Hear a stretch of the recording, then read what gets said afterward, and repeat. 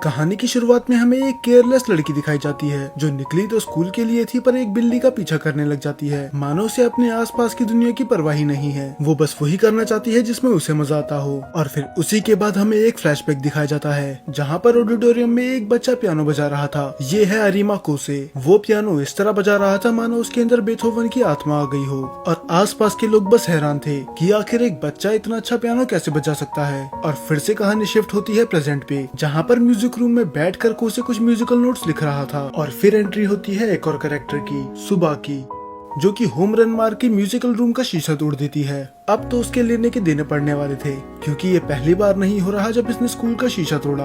हालांकि वो डरी हुई थी तभी वो म्यूजिकल रूम जाती है, क्योंकि उसे अपनी बॉल भी जो वापस लेनी थी। पर उधर जाके उसे रियलाइज होता है कि उसने किसी की जान ले ली। तब वो आराम से अपनी बॉल उठाती है और वहाँ से जाने लगती है। पर जैसे ही वो उठता है सुबह की रिलैक्स हो जाती है और वो बोलती है, अच्छा ये तुम हो? तब तो कोई फर्क नहीं पड़ता, क्योंकि अगर तुम्हें लग भी गई तो क्या ही हो गया। हालांकि कोसे का सर फूट चुका था, पर उसे परवाह इस बात की होती है कि खिड़की टूट गई। वो उस पे चिल्लाता है कि मैंने तुम्हें कितनी बार कहा है कि तुम आराम से खेला करो। अब मैं तो गिनती भी भूल चुका हूँ कि तुम ये कितनी बार कर चुकी हो।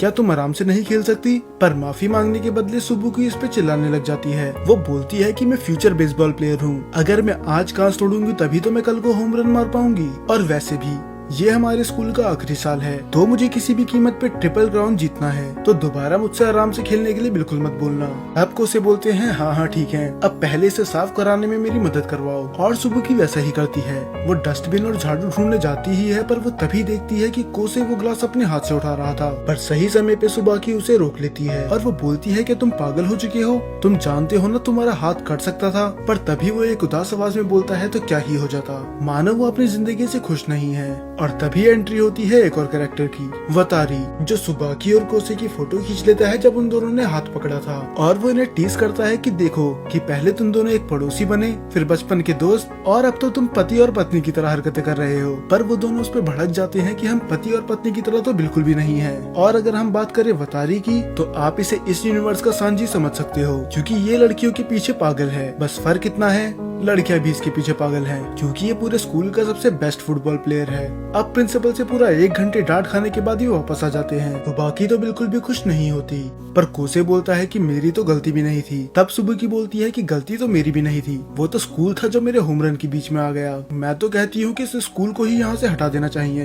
पर तब वतारी बोलता है कि अगर ऐसा करेंगे तो लड़कियां मेरा मैच कैसे देखेंगी? इसके दिमाग में तो 24 घंटे लड़कियों की ही बातें चलती रहती है। तब वतारी बताता है कि तुम्हें अपॉलॉजी लेटर भी लिखना है ना, और वो भी तुम्हें 2 लिखने पड़ेंगे, एक अपने लिए और एक सुबुकी के लिए। पर वो बोलता है कि वो तो मेरे लिए बाएं हाथ का खेल है। फिर वतारी बोलता है कि ये तो तुम्हें हर बार मुसीबत में डाल देती है, अब तो मुझे तुम्हारे लिए बुरा लगने लगा है। तब वो बोलता है, मुसीबत? शायद तुम्हें पता नहीं कि जब मैं 10 साल का था तब इसने मुझे ब्रिज से धक्का दे दिया था, तो उसके आगे ये सब तो कुछ भी नहीं है। और वैसे भी ये मेरे लिए एक अनोइंग बड़ी बहन की तरह है, जिसका ना चाहते हुए भी मुझे मुसीबत में साथ देना ही पड़ेगा। पर तभी वतारी कोसे को समझाता है कि इतने भी अच्छे मत बनो, क्योंकि मैंने सुना है कि कभी अच्छे लड़कों का अंत अच्छा नहीं होता। पर तभी उसके फोन में किसी का मैसेज आता है, और ये टेक्स्ट था कीको-चान का, उसकी नई गर्लफ्रेंड। और वो तो टेक्स्ट देख के इतना खुश हो जाता है, वो उन्हें बिना बाय करे ही चली जाता है। तब सुबह की पूछती है कि आखिर इसके पास कितनी गर्लफ्रेंड है? कोसे बताता है अब इसको मिला के टोटल 3।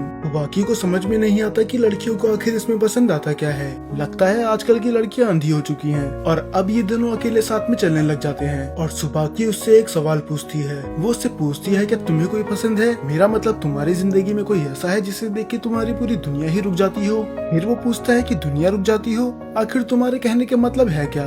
तब वो बताती है कि मेरी दोस्त मीवा ने एक बार कहा था कि जब हम प्यार में पड़ते हैं तब हमें सब कुछ कलरफुल दिखने लग जाता है, सब कुछ, मानो दुनिया में कोई बुराई हो ही ना। तब कोसे एक स्माइल के साथ बोलता है, मुझे नहीं लगता कि इस दुनिया में कोई भी होगा जो मुझसे प्यार करेगा। अब ये बोल के तो उसने सुबुकी का पूरा मूड ही खराब कर दिया था। वो बोलती है कि तुम बस 14 साल के हो, पर तुम्हारी आंखों में तो कुछ चमक ही नहीं है। आखिर क्या हुआ तुम्हारी जवानी को? अभी तो तुम्हारी जवानी शुरू ही हुई है, और तुम ऐसे बात कर रहे हो जैसे तुम 80 साल के बुढ़े हो। तो चलो अपनी आंखों में एक चमक लाओ। पर तब कोसे बोलता है कि आखिर आंखें कैसे चमकती हैं? ये तो पॉसिबल ही नहीं है। तब वो उस पे और चिल्लाती है कि बेवकूफ, मैं मेटाफोरिकली बोल रही हूँ, तुम्हें अपनी आंखें असलियत में नहीं चमकानी। तब वो सुबुकी की आंखों में खो जाता है और एक स्माइल के साथ बोलता है, मैं तुम्हारी आंखों में वो चमक देख सकता हूँ। और फिर वो अपने मन में सोचता है कि सुबह की आखिर अपनी आंखों से दुनिया को कैसे देखती होगी। मैं शर्त लगा के कह सकता हूँ कि उसके आसपास की चीजें सब कुछ कलरफुल होंगी, ना कि मेरी तरह। अब ये दोनों फाइनली घर पहुंच जाते हैं। सुबुकी पूछती है कि तुम्हारे डैड अभी भी वापस नहीं आए। तब कोसे बताता है नहीं, वो किसी मीटिंग के चक्कर में 1-2 महीने के लिए बाहर गए हुए हैं। पर टेंशन की कोई बात नहीं है, क्योंकि अगर मुझे प्रॉब्लम होगी तो मैं तुमसे मदद मांग लूंगा। और ये बोल के कोसे अपने घर जाता है और सुबुकी अपने। पर घर से जाने से पहले किसी का कॉल आता है और दूसरे एंड पे कोई लड़की पूछती है क्या तुमने उसे कन्फेस कर दिया। तब सुबुकी बोलती है नहीं, मुझे टाइम ही नहीं मिला, पर मैं वादा करती हूँ मैं कल उसे अपनी फीलिंग्स जरूर बता दूंगी, चाहे कुछ भी क्यों ना हो जाए। और फिर हमें दिखाया जाता है कि कोसे घर में एंटर कर चुका है और उसका रूम पूरा गंदा था, जैसे महीनों से साफ न करा हो। और वो अपनी मॉम से बोलता है कि मैं घर वापस आ गया। और हमें रिवील होता है कि उसकी मॉम इस दुनिया में नहीं है और उसके डैड बाहर गए हैं, तो वो पूरे घर में अकेला ही रहता है। फिर अगले दिन हमें दिखाया जाता है कि कोसे क्लास में बैठा हुआ होता है। उसके दिमाग में सुबाकी की बातें ही चल रही थी जो कल उसने उससे कही थी कि जब एक इंसान प्यार में होता है तब उसे अपने आसपास की चीजें कलरफुल दिखने लग जाती हैं। पर फिर कोसे बोलता है पर मेरी जिंदगी में तो ब्लैक एंड व्हाइट के अलावा और कोई कलर है ही नहीं। और फिर हमें कोसे के पीओवी से वो दुनिया दिखाई जाती है जो ब्लैक एंड व्हाइट होती है, एक पियानो की तरह। फिर हमें फिर से फ्लैशबैक का सीन दिखाया जाता है जब वो पियानो बजा रहा था और पियानो बजाते समय वो रोने लग जाता है। आसपास के लोग सभी हैरान थे, सुबुकी भी। और फिर हमें रिवील होता है कि जब ये 11 साल का था इसने अपनी एबिलिटी खो दी थी पियानो बजाने की। फिर क्लास खत्म होने के बाद ये अभी भी म्यूजिकल नोट्स लिख रहा था, पर पीछे से सुबह आके उसके सर पे बहुत जोर की बॉल मारती है और बोलती है कि तुम अपनी जवानी पढ़ने पे वेस्ट क्यों कर रहे हो, तुम्हें बाहर घूमना चाहिए और अच्छी चीजें करनी चाहिए। और ये बोल के वो उसके कान से एक लीड निकाल लेती है और दोनों मिलके अपने एनिमे का ही ओपनिंग थीम सुनते हैं। तब वो बताती है कि खैर छोड़ो, मैं यहाँ पर किसी और काम से आई हूँ। वो बताती है कि मेरी क्लास में एक लड़की है जो वतारी से मिलना चाहती है, वो उसे पसंद करती है और उसे मिलना चाहती है। तब वो बोलता है कि मैं तुम्हारे साथ जाके क्या करूँगा। तब वो एक्सप्लेन करती है कि वो उन दोनों के बीच में थर्ड व्हील नहीं बनना चाहती, और वैसे भी वो लड़की तुम्हारी तरह एक म्यूजिशियन है, तो अगर वतारी उससे बात नहीं कर पाया तो तुम बीच में म्यूजिक की बात ले आना ताकि कोई भी वहाँ पर ऑकवर्ड ना हो। पर कोसे बोलता है कि ऐसा नहीं हो सकता क्योंकि मैंने पियानो बजाना तो सालों पहले छोड़ दिया। तब वो उस पर चिल्लाते हुए बोलती है कि तुम झूठ बोल रहे हो, मैंने कल ही म्यूजिक रूम में तुम्हें देखा था कि तुम पियानो बजा रहे थे। तब वो उसे एक्सप्लेन करता है कि मैं कुछ पियानो नहीं बजा रहा, मैं बस कुछ म्यूजिकल नोट्स लिख रहा था पियानो स्टाफ के लिए ताकि मैं कुछ पैसे कमा सकूं। तब सुबुकी बताती है तो तुम म्यूजिक से रिलेटेड क्यों काम कर रहे हो, अगर तुम्हें म्यूजिक पसंद नहीं है तुम कोई और काम भी कर सकते हो, पर ऐसा लगता है कि तुम उसे छोड़ना ही नहीं चाहते। और अगर मेरी मानो तो तुम तब ज्यादा कूल थे जब तुम पियानो बजाते थे। और फिर हमें कोसे का पास दिखाया जाता है कि किस तरह उसकी मदर ने उसे पियानो बजाना सिखाया और वो उसे बहुत बुरी तरह ट्रेन करती थी, यहाँ तक कि इतना कि वो रोने लगता था। पर उसकी माँ को उस पर बिल्कुल दया नहीं आती थी, पर फिर भी अपनी माँ को खुश करने के लिए वो प्रॉमिस करता है कि जो यूरोप में कंपटीशन होगा वो जरूर जीतेगा। पर किस्मत उसके साथ नहीं थी क्योंकि इस कंपटीशन से ठीक पहले ही उसकी माँ गुजर जाती है और ठीक उसी के बाद ही वो अपने पियानो बजाने की एबिलिटी भी खो देता है। और फिर हमें कोसे के बेडरूम का सीन दिखाया जाता है। वो बोलता है कि मैं पियानो से हेट करता हूँ, पर सुबुकी सच कह रही थी कि मैं उसे छोड़ना नहीं चाहता क्योंकि बिना उसके मेरा कोई वजूद नहीं है, बस वही एक ऐसी चीज है जिसमें मैं अच्छा हूँ। और दूसरी तरफ सुबाकी अपने घर से कोसे के घर को देख रही होती है। वो सेंस कर सकती थी कि आज कोसे बहुत ज्यादा उदास था और वो खुद को कोसने लग जाती है कि वो आज भी अपनी फीलिंग कन्फेस नहीं कर पाई। अगले दिन कोसे वहाँ पर पहुँच जाता है जहाँ पर सुबुकी ने उसे बुलाया था और वो एक स्ट्रेंज चीज नोटिस करता है कि पेड़ पे किसी के पैंट्स और जूते लटके हुए थे। वो उसे उठा के देखता है कि आखिर ये इधर किसने छोड़े होंगे। इससे पहले वो कुछ प्रोसेस कर पाता उसे एक बहुत ही अच्छी म्यूजिक की आवाज आती है। वो उस आवाज का पीछा करता है और वो देखता है कि एक बहुत ही खूबसूरत लड़की उस म्यूजिक को प्ले कर रही थी। कोसे उससे अपनी नजर हटा नहीं पा रहा होता, मानो वो लड़की कितनी केयर फ्री है, उसे परवाह ही नहीं है कि लोग उसके बारे में क्या सोचेंगे, जैसे कि वो फुल लाइफ से भरी हुई है, उससे बिल्कुल ही अलग। पर अचानक से ही वो लड़की रोने लग जाती है। वो रोने लग जाती है और कोसे की तरफ देखती है। कोसे को समझ में नहीं आता कि आखिर अचानक से उसे हुआ क्या। अभी 2 सेकंड पहले तो ये इतनी ज्यादा खुश थी, पर फिर हमें दिखाया जाता है कि उसकी आंखों में कुछ चले गया था। और तभी बीच में बच्चे बोलते हैं कि दीदी क्या हुआ, आप तो बोल रही थी कि आप अपने गाने से कबूतरों को बुला सकती हैं। तब वो बोलती है कि मेरे ख्याल से मुझे तुम्हारी मदद की भी जरूरत पड़ेगी, तो कैसा रहेगा कि अगर हम सभी म्यूजिक बजाएं कबूतरों को बुलाने के लिए। और वो सब वैसे ही करते हैं, सब पागलों की तरह म्यूजिक बजाते हैं। और को उसे डिस्क्राइब नहीं कर सकता था कि ये सीन उसे कितना अच्छा लगा कि एक लड़की जो उसी की उम्र की है बच्चों के साथ खुद भी बच्ची बन गई। तो वो डिसाइड करता है कि वो इस मोमेंट की एक फोटो लेगा। पर बेचारे की किस्मत ही खराब थी क्योंकि कबूतर तो उनके पास आ जाते हैं, पर उनके आने की वजह से एक बहुत तेज हवा का झोंका उठता है जिसकी वजह से उस लड़की की स्कर्ट उड़ जाती है और हमारा को उसे फोटो तभी क्लिक कर लेता है।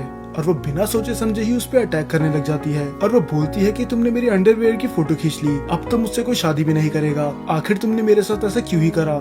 वो उसे समझाने के लिए हाथ ऊपर करता है और देखता है कि उसके पैंट्स और उसके जूते उसके पास थे। तब वो बोलती है कि तुम्हारे जैसा इंसान तो बाहर ही नहीं रहना चाहिए, तुम तो इतने भोले दिखते हो पर बिल्कुल ही हैवान हो, तुम्हें तो डीडी के साथ जेल में डाल देना चाहिए। और दूसरी तरफ वतारी और सुबाकी उन्हें ढूंढ रहे होते हैं। वतारी बोलता है कि वो लड़की सच में क्यूट है ना, क्योंकि ऐसा बहुत कम ही होता है जब लड़कियां दूसरी लड़की की तारीफ करते हैं, तो अगर वो क्यूट नहीं हुई तो मैं ये डेट छोड़ के चली जाऊंगा। और सुबुकी उन्हें देख लेती है जहाँ पर वो लड़की कोसे का बहुत बुरा हाल कर रही थी, और उनके आने के बाद वो बहुत ही जेंटल लेडी की तरह एक्ट करने लग जाती है, जैसे मान लो उसे पता ही ना हो कि वायलेंस होता क्या है। तब सुबुकी उस लड़की को इंट्रोड्यूस करवाती है कि ये है मियाजानो काओरी। तब वतारी बोलता है कि आपसे मिलके बहुत ज्यादा अच्छा लगा। वो ऐसे एक्ट कर रहा होता है जैसे कि ये तो बहुत नॉर्मल बात है, पर मन के अंदर तो उसके लड्डू फूट रहे थे। वो बोलता है कि सुबुकी को तो मैं पैर धो के पीऊंगा, उसने तो आज जैकपॉट ही लगा दिया। मैंने कभी सपने में भी नहीं सोचा था कि मेरे हाथ इतनी सुंदर लड़की लगेगी। और यही नहीं था जो ऐसा सोच रहा था, काओरी भी उसके पीछे पागलों की तरह पड़ी हुई थी। वो बताती है कि उससे मिलके उसे कितना अच्छा लगा,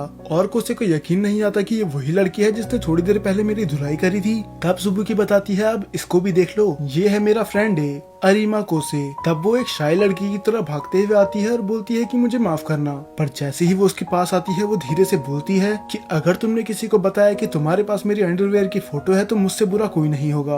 और वतारी तो अभी से प्यार में पागल हो चुका था, और काओरी भी। तभी सुबाकी उसे कोनी मारते हुए बोलती है कि मैं तो तुम्हें बहुत भोला समझती थी, मुझे नहीं पता था कि तुमने ऐसे शौक भी पाल रखे हैं। तब वो चिल्लाते हुए बोलता है कि ऐसा कुछ भी नहीं था, वो फोटो मैंने गलती से क्लिक करी। तब सुबुकी बोलती है हाँ हाँ मुझे मत सिखाओ, और वैसे भी उस लड़की पे लाइन मारने की सोचना भी मत, क्योंकि वो वतारी को पसंद करती है, तुम्हें नहीं। और एक दोस्त होने के नाते तुम्हें अपना प्यार सेक्रीफाइस करना होगा। पर तभी काओरी बोलती है कि मुझे कहीं पर जाना है, और वो पॉइंट करती है टाउन हॉल की तरफ। और फिर आगे वो एक्सप्लेन करती है कि वो एक वायलिनिस्ट है और आज उसका कंपटीशन है। वतारी तो सिम्ब की तरह उसके पीछे पड़ जाता है कि मैं बहुत लकी हूँ कि मुझे तुम्हारा कंपटीशन देखने का मौका मिलेगा। और वो तो सुबुकी की दोस्त थी तो वो भी मान जाती है, पर कोसे मना कर देता है कि तुम लोग जाओ, मैं नहीं आऊंगा। पर तभी अचानक से काओरी उसका हाथ पकड़ लेती है और उसे खींच के ले जाती है टाउन हॉल की तरफ। अब मानो उसके लिए पूरी दुनिया ही रुक चुकी थी, उसकी ब्लैक एंड व्हाइट दुनिया पूरी कलर से भर चुकी थी, मानो आसपास और कुछ नहीं बस चेरी ब्लॉसम हो, और इस दुनिया में बस वो दो ही एग्जिस्ट करते हैं। ये ठीक वैसा ही था जैसे सुबाकी ने उसे एक्सप्लेन किया था, उसकी ब्लैक एंड व्हाइट दुनिया फाइनली कलर से भर चुकी थी। अब ये सब टोबा हॉल की तरफ चली जाते हैं, क्योंकि काओरी का कंपटीशन था 3:30 बजे और 3:20 तो यही हो गए थे। तब वो बोलते हैं कि ऐसे तो हम कभी पहुंच ही नहीं पाएंगे, पर फिर काओरी उन्हें समझाती है कि चिंता मत करो, मेरी बारी चौथे नंबर पे है, तो अगर मैं थोड़ा लेट हो भी गई तो कोई दिक्कत नहीं है। पर फिर भी जल्दी से भाग के ये वहाँ पर टाइम से पहुँच ही जाते हैं और नोटिस करते हैं कि आसपास का माहौल कितना भारी है, सब बहुत ज्यादा नर्वस है, काओरी की तरह नहीं जो कि अपनी ही दुनिया में मस्त है। और इन सबको देख के कोसे का PTSD ट्रिगर हो गया था। वतारी तो ध्यान नहीं देता, पर सुबाकी समझ चुकी थी, क्योंकि वो इसे बचपन से जानती है। अब ये उस हॉल के अंदर जाते हैं और सबकी नजरें थी कोसे की तरफ। वो बात कर रहे थे कि ये सच में अरीमा कोसे है, आखिर ये एक वायलेंट कंपटीशन में कर क्या रहा है, मैंने तो उसके बारे में कई सालों से नहीं सुना। वो उसे एक सुपरस्टार से कम ट्रीट नहीं कर रहे थे। तब कोसे सुबाकी पे चिल्लाता है कि तुम्हें पता था ना कि ये कंपटीशन होने वाला है, और तुम्हें ये भी पता है कि मुझे इन सब चीजों से कितनी नफरत है, तब भी तुमने मुझे इसके बारे में कुछ नहीं बताया। तब सुबाकी बोलती है कि अगर बता देती तो तुम क्या आते, मुझे पता था कि तुम साफ मना कर दोगे, इसीलिए मैंने तुम्हें बताया ही नहीं। पर अब वो पीछे नहीं हट सकता था, तो वो आराम से बैठ के वो सब परफॉर्मेंस देखता है। वो प्ले कर रहे होते हैं Beethoven violin sonata number 9, also known as the Kreutzer. कोसे उन सब की परफॉर्मेंस आराम से सुन रहा था, और वतारी तो अभी ही सो गया था, और सुबाकी भी बोर हो चुकी थी कि ये सभी एक ही म्यूजिक प्ले क्यों कर रहे हैं। तब कोसे बोलता है कि तुम ही हो जो मुझे इधर खींच के लाई हो, और ये एक कंपटीशन है, तो ये जाहिर सी बात है कि वो एक ही सेट को प्ले करेंगे। कोसे को अब गूज़बम्प आने लगे थे, उसे याद भी नहीं था कि उसने लास्ट टाइम परफॉर्मेंस कब देखी है, प्ले करना तो दूर की बात है। पर एक चीज थी जो कोसे को बहुत देर से खटक रही थी कि आखिर ने प्ले करने के लिए द क्रूजर का सेट क्यों दिया गया है, क्योंकि उसके लिए तो एक पियानिस्ट की जरूरत है, और एक प्रिलिमिनरी राउंड में तो ज्यादातर बाक या फिर पगानिनी का सेट प्ले करा जाता है, जो कि एक सोलो सेट है। तो आखिर इन सबको एक एक पियानिस्ट क्यों दिया गया है, ये तो थोड़ा रूल्स के खिलाफ है। तब वो समझ जाता है कि ये जरूर स्पॉन्सर ने करा होगा, और वो ये भी समझ जाता है कि स्पॉन्सर विनर को गौरीनेर प्ले करने का मौका देंगे। दरअसल गौरीनेर एक बहुत यूनिक वायलिन है, और हर वायलिनिस्ट का ये सपना ही है कि एक दिन वो उसे प्ले करे। और मुझे पता है कि ये सारी बातें तो आपके सर के ऊपर से गई होंगी, ठीक सुबाकी की तरह। उसे कुछ भी समझ में नहीं आता कि इतनी देर से ये क्या बोले जा रहा है, पर तभी कोसे नोटिस करता है कि जो सामने प्ले कर रहा है वो थोड़ा ऑफ नोट जा रहा है, और वो उसे अपने मन के अंदर सपोर्ट करता है। वो उससे बोलता है कि तुम कर सकते हो, बस थोड़ा सा और। पर अब तो वो गलती कर चुका था। सभी जजेस बात कर रहे थे कि इसने शुरू में कितना अच्छा बजाया, पर बाद में ये भटक गया। पर वो सभी मानते हैं कि इसमें टैलेंट टैलेंट है और ये आगे जाके बहुत अच्छा कर सकता है। पर उनमें से एक जज तो बहुत ज्यादा बोर था, उसे इसकी परफॉर्मेंस बिल्कुल भी पसंद नहीं आई। अब बारी थी काओरी की, और काओरी के आते ही तो सुबुकी और वतारी दोनों ही पागलों की तरह चिल्लाने लग जाते हैं। इससे पहले तो उन्हें फर्क भी नहीं पड़ रहा था, और काओरी आते ही बोलती है क्या मेरा म्यूजिक उन तक पहुंचेगा, और वो वायलिन प्ले करने लग जाती है। सब उसका म्यूजिक आराम से सुन रहे थे, पर अचानक से वो कुछ ऐसा करती है जिससे सभी हैरान हो जाते हैं। लोग उससे अपनी नजर हटा नहीं पा रहे थे। वो उसे इस तरह प्ले कर रही थी जैसे उसमें उसकी जान बसी हो।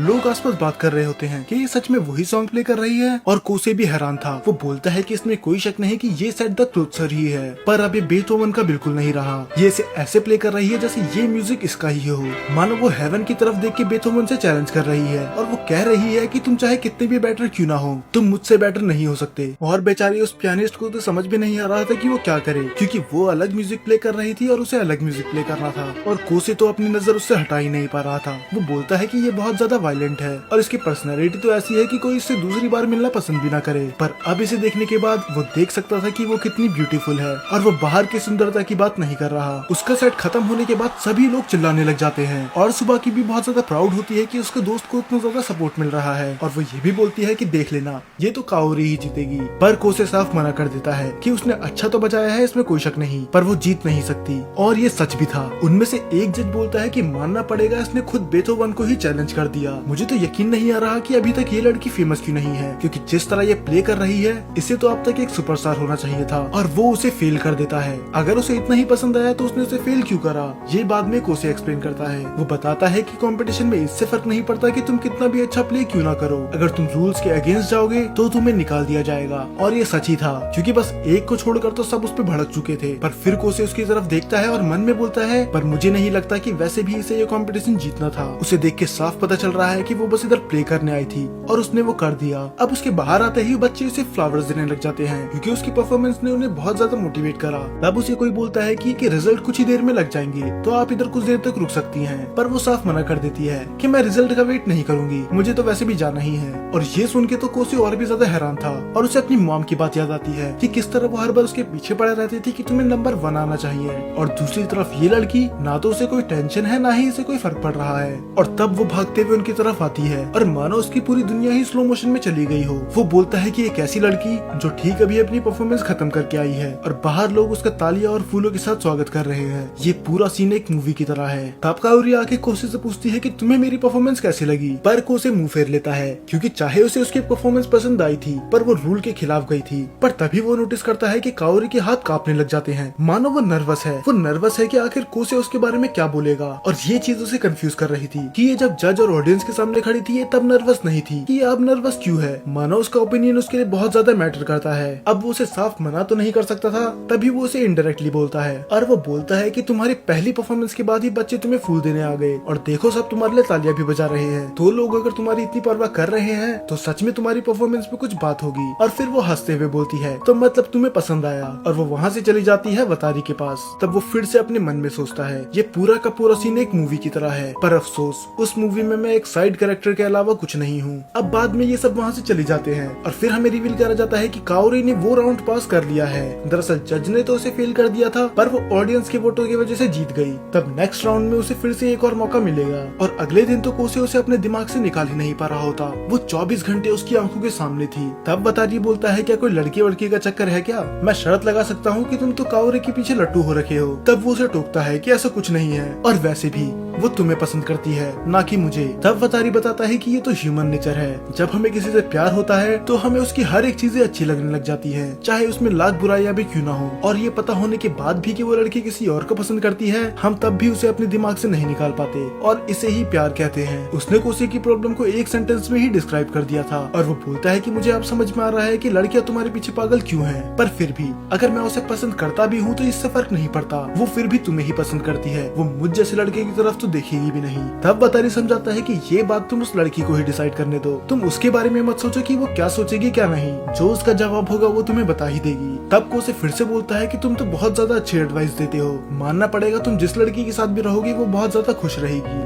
और वतारी की रिस्पेक्ट उसके लिए 7वें आसमान में पहुंची गई थी, तभी बीच में आ जाती है सुबह की, और वो बोलती है कि तुमने कीको चान को फिर से रुलाया। तुमने कहा था कि तुम उसके साथ घर जाओगे और तुम इधर बैठे हुए हो। और अगर आपको याद नहीं तो कीको-चान इसकी गर्लफ्रेंड है। जी हाँ, ये उसको भी डेट कर रहा है और काओरी को भी। तब वतारी बोलता है कि मैं उसके साथ जाने ही वाला था, मैं बस प्रैक्टिस में बिजी हो गया था, पर मैं वादा करता हूँ कि आज मैं उसके साथ घर पक्का जाऊंगा। तब कोसे अपने वर्ड वापस ले लेता है कि जो भी लड़की तुम्हारे साथ होगी उसका तो सत्यानाश ही होगा। अब सुबह की अपने घर चली जाती है और वो कीको-चान के साथ चली जाता है और कोसे हो जाता है फिर से अकेला। वो काओरी के बारे में ही सोच रहा होता है। उसका ब्रेन कहता है कि वो आज से काओरी का म्यूजिक कभी न सुने, पर उसका दिल उससे कह रहा होता है कि उसको काओरी को एक और बार सुनना है। और उसका दिमाग कहता है कि काओरी उसके सामने कभी ना आए, पर उसका दिल वो बस उसकी एक झलक के लिए ही तड़प रहा होता है। उसे समझ में नहीं आ रहा होता कि उसके साथ हो क्या रहा है, आखिर ऐसी फीलिंग्स को कहते क्या है। पर तभी उसे अपने सामने दिखती है काओरी। उसे यकीन नहीं हो रहा होता कि ये यहाँ पर क्या कर रही है, पर फिर वो एक स्ट्रेंज चीज नोटिस करता है कि इसने तो हमारे ही स्कूल की ड्रेस पहन रखी है। और वो उसे घूर के देखने लग जाता है, क्या तुम हमारे स्कूल में ही पढ़ती हो? और काओरी अपने आप को प्रोटेक्ट करने लग जाती है। वो बोलती है कि तुम फिर से मेरे अंडरवेयर की फोटो लेके ऑनलाइन पब्लिश करना चाहते हो, आखिर तुम्हारी दिक्कत क्या है? पर फिर वो सोचती है कि अगर ऐसा हुआ तो वो लड़कों के बीच में और ज्यादा पॉपुलर हो जाएगी। तब कोसे बोलता है कि मैं ऐसा कुछ नहीं करने वाला था, और वैसे भी तुम यहाँ पर कर क्या रही हो? क्या तुम यहीं पर पढ़ती हो? क्योंकि मैंने तो तुम्हें आज तक यहाँ नहीं देखा। तब वो बताती है कि हाँ, और मैं यहाँ पर वतारी का वेट कर रही हूँ, वो तो नहीं आया पर इधर तुम आ गए। और ये सुन के कोसे बहुत ज्यादा उदास हो जाता है। उसे पता होता है कि वतारी इस पे चीट कर रहा है और वो जानता था ये सुन के इसे बुरा लगेगा। तब वो उसे झूठ बोल देता है कि वो थोड़ी प्रैक्टिस कर रहा है तो वो आज तुम्हारे साथ नहीं आ सकता। फिर वो भी मान जाती है कि हाँ, अगर मैं उसे प्रैक्टिस के बीच में रोकूंगी तो वो नाराज हो जाएगा, तो अगर वो अवेलेबल नहीं है तो तुम बनोगे मेरे सब्स्टिट्यूट। तो अब कायोरी उसे अपने साथ डेट पे लेके जाती है एक सब्स्टिट्यूट की तरह, पर वो खाने से पहले तो 1000 फोटो लेने लग जाती है। और कोसे वो तो बस उसे एक स्माइल के साथ देख रहा था। अभी उन्हें कहीं से पियानो की आवाज आती है, जहाँ पर 2 बच्चे वहाँ पर एक पियानो बजा रहे थे। कायोरी बोलती है कि कितना अच्छा है ना कि 2 बच्चे कितनी खुशी से वो पियानो बजा रहे हैं, पर कोसे बताता है कि वो कोई हैप्पी पियानो नहीं है। कायोरी को समझ में नहीं आता कि ये 24 घंटे इतना नेगेटिव कैसे रह सकता है, तो इससे बहस न करते हुए वो जाती है उस बच्ची के पास। कायोरी इससे पूछती है कि ये मोजार्ट है ना? तब वो बच्ची बताती है कि हाँ, मैंने इसे कुछ दिनों पहले ही सीखा था, पर मैं इसे अभी भी अच्छे से प्ले नहीं कर सकती। ये देख के कोसे को अच्छा लगता है कि वो किस तरह बच्चों के साथ बच्ची ही बन गई। तभी वो छोटी बच्ची पूछती है क्या आपको पियानो बजाना आता है? तब वो मना करती है, पर कोसे की तरफ देख के एक ईवल स्माइल के साथ बोलती है कि मुझे तो नहीं आता, पर जो उधर बड़े भैया बैठे हैं उनको बहुत अच्छा आता है। और अब होना क्या था, ये सुनने के बाद वो बच्चे जिद करने लग जाते हैं और उन बच्चों के साथ साथ कायोरी भी बच्ची बन जाती है। अब कायोरी का डरावना और उन बच्चों का इनोसेंट चेहरा देख के वो खुद को रोक नहीं पाया, तो फिर वो मान जाता है उसे कुछ टिप्स देने के लिए। तो फिर कोसे एक पैर से पैडल कंट्रोल करता है और एक हाथ से पियानो बजाता है, और वो लड़की अपने दूसरे हाथ से। और वहाँ पर कायोरी गाना गा रही थी। उस बच्ची को यकीन नहीं हो रहा था कि वो इतना अच्छा बजा पा रही है, पर अचानक से ही कोसे अपनी स्पीड पकड़ लेता है और वो ऐसे बजा रहा था कि मानो वो कोई प्रोफेशनल हो, और पूरे कैफे की नजर उसकी तरफ घूम जाती है। उन्हें यकीन नहीं हो रहा होता कि ये इतना अच्छा कैसे बजा रहा है। तब कायोरी एक स्माइल के साथ बोलती है कि कहा था ना कि ये एक हैप्पी पियानो है। अब कोसे भी धीरे धीरे एंजॉय कर रहा था, पर अचानक से ही कुछ ऐसा होता है कि वो रुक जाता है और वो उन बच्चे से बोलता है कि माफ करना, मैं इससे आगे तुम्हें नहीं सिखा सकता, और वो वहाँ से बाहर चली जाता है। तब कायोरी उसका पीछा करती है और वो देखती है कि वो एक बिल्ली को खाना खिला रहा है। वो उसके बगल में जाके बैठ जाती है। तब कोसे बताता है कि उसके पास भी ठीक एक ऐसी ही बिल्ली थी जब वो छोटा था। तब कोसे उससे पूछता है कि तुमने कहा था कि मुझे पियानो बजाना आता है, तो ये तुम्हें कैसे पता चला, क्योंकि मैं तो तुमसे आज से पहले कभी मिला भी नहीं। तब वो बताती है कि तुम्हें हर कोई जानता है, खासकर एक आर्टिस्ट। तुम बस 8 साल की उम्र में वो कंपटीशन जीत गए थे जो लोगों का सपना होता है। तुम यहाँ क्या, तुम तो उस टाइम पे पूरे जापान में पॉपुलर थे, पर आखिर तुमने पियानो बजाना छोड़ क्यों दिया? तब कोसे रिवील करता है कि उसे पियानो के नोट सुना ही नहीं देते। और एक और फैक्ट, बेथोवन को भी अपने नोट नहीं सुनाई देते थे क्योंकि वो आगे जाके बहरे हो गए थे, पर बहरे होने के बाद भी उन्होंने कई ज्यादा गाने कंपोज करे थे। तब कायोरी हैरान होकर बोलती है कि झूठ मत बोलो, मैंने तुम्हें अभी पियानो बजाते हुए सुना था। तब वो बताता है कि वो चीजें सुन सकता है और शुरू में उसे दिक्कत नहीं होती, पर जब वो धीरे धीरे पियानो बजाने लग जाता है, एक पॉइंट ऐसा आता है जब उसे सब कुछ सुनना ही बंद हो जाता है। वो बस पागलों की तरह उन की को प्रेस करते रहता है, पर उसे कुछ भी सुनाई नहीं देता। और यही रीजन था कि मैंने पियानो बजाना छोड़ दिया। तब कायोरी उस पे भड़क जाती है, ये आखिर ये क्या बात हुई, और तुम पियानो बस इसलिए छोड़ रहे हो क्योंकि बीच में तुम्हें नोट सुनाई नहीं देते? क्या तुम्हें पता नहीं कि बेथोवन ने बहरे होने के बाद भी कितना बढ़िया म्यूजिक दिया था? और चुपचाप से मुंह बंद करो और पियानो बजाना चालू करो, क्योंकि तुम बनोगे मेरे अकम्पनिस्ट, क्योंकि इसने पिछली बार रूल तोड़ दिए थे। तो कोई भी पियानिस्ट उसके साथ काम नहीं करना चाहता। अब तुम्हें आना पड़ेगा मेरे साथ। अब उसे लात मारते मारते समझा रही होती है कि हम जैसे लोगों के लिए म्यूजिक कितना जरूरी है, हम जैसे मतलब आर्टिस्ट। अब उसे फिर से वतारी की बातें याद आने लग जाती है कि किस तरह उसने कहा था कि जब हम किसी से प्यार करते हैं तब हमें उसकी कोई बुराई नहीं दिखती। अभी वो उसे इतनी बुरी तरह से मार रही है पर तब भी कोसे को उससे नफरत नहीं हो रही। वो बस अंदर ही अंदर सोच रहा है कि काश वो भी इसकी तरह बहादुर होता, वो अपनी जिंदगी वैसे जी सकता जैसे ये जीती है। फिर अगले दिन हमें दिखाया जाता है कि सुबाकी स्कूल के लिए निकल रही होती है। कोसे आगे आगे भाग रहा होता है और काओरी उसके पीछे। सुबाकी को समझ में नहीं आ रहा होता कि आखिर इसने अब क्या कर दिया, पर स्कूल में जाने के बाद कायोरी से सब कुछ सच सच बता देती है कि अगले राउंड के लिए उसे एक पियानिस्ट की जरूरत है और कोई भी पियानिस्ट उसके साथ काम करने के लिए तैयार नहीं है, तो उसे कोसे की जरूरत है। और अगर बात कोसे के पियानो बजाने की हो तो सुबाकी पीछे कैसे हट सकती है। वो बोलती है कि तुम चिंता मत करो, मैं उसका मार मार के भरता बना दूंगी पर उसे कंपटीशन में जरूर लेके आऊंगी। और इसके बाद उसकी जिंदगी नर्क बनने वाली थी क्योंकि वो एक ही गाना 24 घंटे रिपीट पे बजा के रखते थे और ये वही गाना है जो उन्हें प्ले करना है। और बस इतना ही काफी नहीं था, उन्हें चारों तरफ उसके नोट्स भी लगा दिए। वो जहाँ भी जाता उसे म्यूजिक के नोट्स दिखते और कोसे भी ढीठ था। वो बोलता है कि मैं मर जाऊंगा पर बजाऊंगा नहीं। अब उसके बाद कायोरी और सुबाकी घर जा रहे होते हैं। तब सुबाकी बोलती है कि तुम चिंता मत करो, मैं तो उसे किसी भी कीमत पे लेके आऊंगी। अब कायोरी बोलती है कि पर हम कुछ ज्यादा गलत नहीं कर रहे, जब उसने मन बना ही लिया है कि उसे नहीं बजाना तो हम उसके पीछे क्यों पड़े हुए हैं। तब सुबाकी बोलती है कि तुम चिंता मत करो, वो जरूर आएगा और वैसे मुझे भी उसे फिर से पियानो बजाते हुए सुनना है। तब कायोरी से हंसते हुए पूछती है क्या तुम सच में कोसे को इतना ज्यादा पसंद करती हो। तब वो एक स्माइल के साथ बोलती है कि ये थोड़ा कॉम्प्लिकेटेड है, हम दोनों बचपन से ही साथ में हैं, तो वो मेरे एक छोटे भाई की तरह है। वो छोटा भाई जो हर बार नाक में दम करता है, इससे ज्यादा कुछ नहीं। और वैसे भी मुझे फर्क नहीं पड़ता कि वो पियानो बजाए या ना बजाए, ऐसा नहीं है कि मुझे उसे पियानो बजाते हुए ही सुनना है। पर उस दिन जब से उसने पियानो बजाना छोड़ दिया तब से मानो उसके अंदर का एक हिस्सा कम्प्लीटली डिस्ट्रॉय हो चुका है। कोसे उस दिन के बाद से वैसा नहीं रहा जैसे वो हुआ करता था, मानो पियानो में ही उसकी जिंदगी बसी हुई थी। तो मैं बस चाहती हूँ कि वो खुश रहे। फिर सुबह की वहाँ से उतर जाती है और काओरी उतरती है नेक्स्ट स्टेशन पे, जो कि होता है एक हॉस्पिटल। अब कंपटीशन का दिन आ चुका था और कोसे का तो कोई नामो निशान ही नहीं था, पर काओरी उसे फाइनली ढूंढ लेती है और वो बोलती है कि तुम आखिर मुझे धोखा कैसे दे सकती हो, तुम्हें पता है ना कि अगर तुम मेरे साथ नहीं हुए तो मैं कंपटीशन में पार्ट नहीं ले पाऊंगी। तब कोसे बताता है कि अगर मैं तुम्हारे चली भी गया तब भी कुछ नहीं होने वाला, इसके लिए कम से कम महीनों की प्रैक्टिस चाहिए होती है। और चलो एक पल के लिए मान भी लो मैंने प्रैक्टिस कर भी नहीं होती, तब भी तुम्हें पता है ना कि मैं एक टाइम के बाद पियानो नहीं प्ले कर सकता, तो मेरे जाने या न जाने से कोई फर्क नहीं पड़ता, तुम मेरी वजह से वैसे भी हार ही जाओगी। तब वो उससे रोते हुए भीख मांगती है कि प्लीज मेरी इस बार मदद कर दो। तब काओरी उसे समझाती है कि वो ये जीतने के लिए तो खेल ही नहीं रही, वो बस चाहती है कि वो इस तरह म्यूजिक प्ले करे कि लोग उसे सालों तक याद रखें। मैं उनके दिल पे एक छाप छोड़ना चाहती हूँ। हारना और जीतना तो बिल्कुल ही अलग टॉपिक है, मैं तो जिंदा रहना चाहती हूँ लोगों के दिलों में। कोसे से उसके आंसू नहीं देखे जाते, पर वो बोलता है कि जब भी मैं पियानो बजाता हूँ मुझे ऐसा लगता है कि मैं डीप ओशियन में हूँ जहाँ पर मैं अकेला होता हूँ, यहाँ तक कि किसी की आवाज तक वहाँ नहीं पहुँचती, और ये करके तुम मुझे वापस वहीं पर धकेल रही हो। तब कायोरी बोलती है कि चिंता मत करो, इस बार मैं तुम्हारे साथ होंगी। उसकी स्माइल देख के उसके दिल की धड़कनें रुक जाती है। उसे अभी तक समझ में नहीं आया कि उसके सामने वह ऐसा फील क्यों करता है। और इन दोनों के बीच में इतना अच्छा मोमेंट चल ही रहा था, तभी वहाँ पर आ जाते हैं वतारी और सुबाकी, जो कि उसे बहुत बुरी तरह मारते हैं और बोलते हैं कि तुम्हें शर्म नहीं आती एक लड़की को रुलाते हुए। और कायोरी भी पहले उसे पिटने देती है, फिर बाद में बताती है कि वो मान गया है, पर अब बस 20 मिनट बचे हुए थे और पैदल जाने का तो सवाल ही नहीं उठता। तब वतारी बोलता है कि तुम इसकी चिंता मत करो, और वो पता नहीं किसकी साइकिल चुरा के लेके आ जाता है। अब वो सीधा जाते हैं टोवा हॉल की तरफ, और कोसे को अपनी आंखों पे यकीन नहीं होता। अब उसे अपने आसपास की दुनिया पूरी कलरफुल दिख रही थी, ठीक जैसा सुबाकी ने उसे बताया था।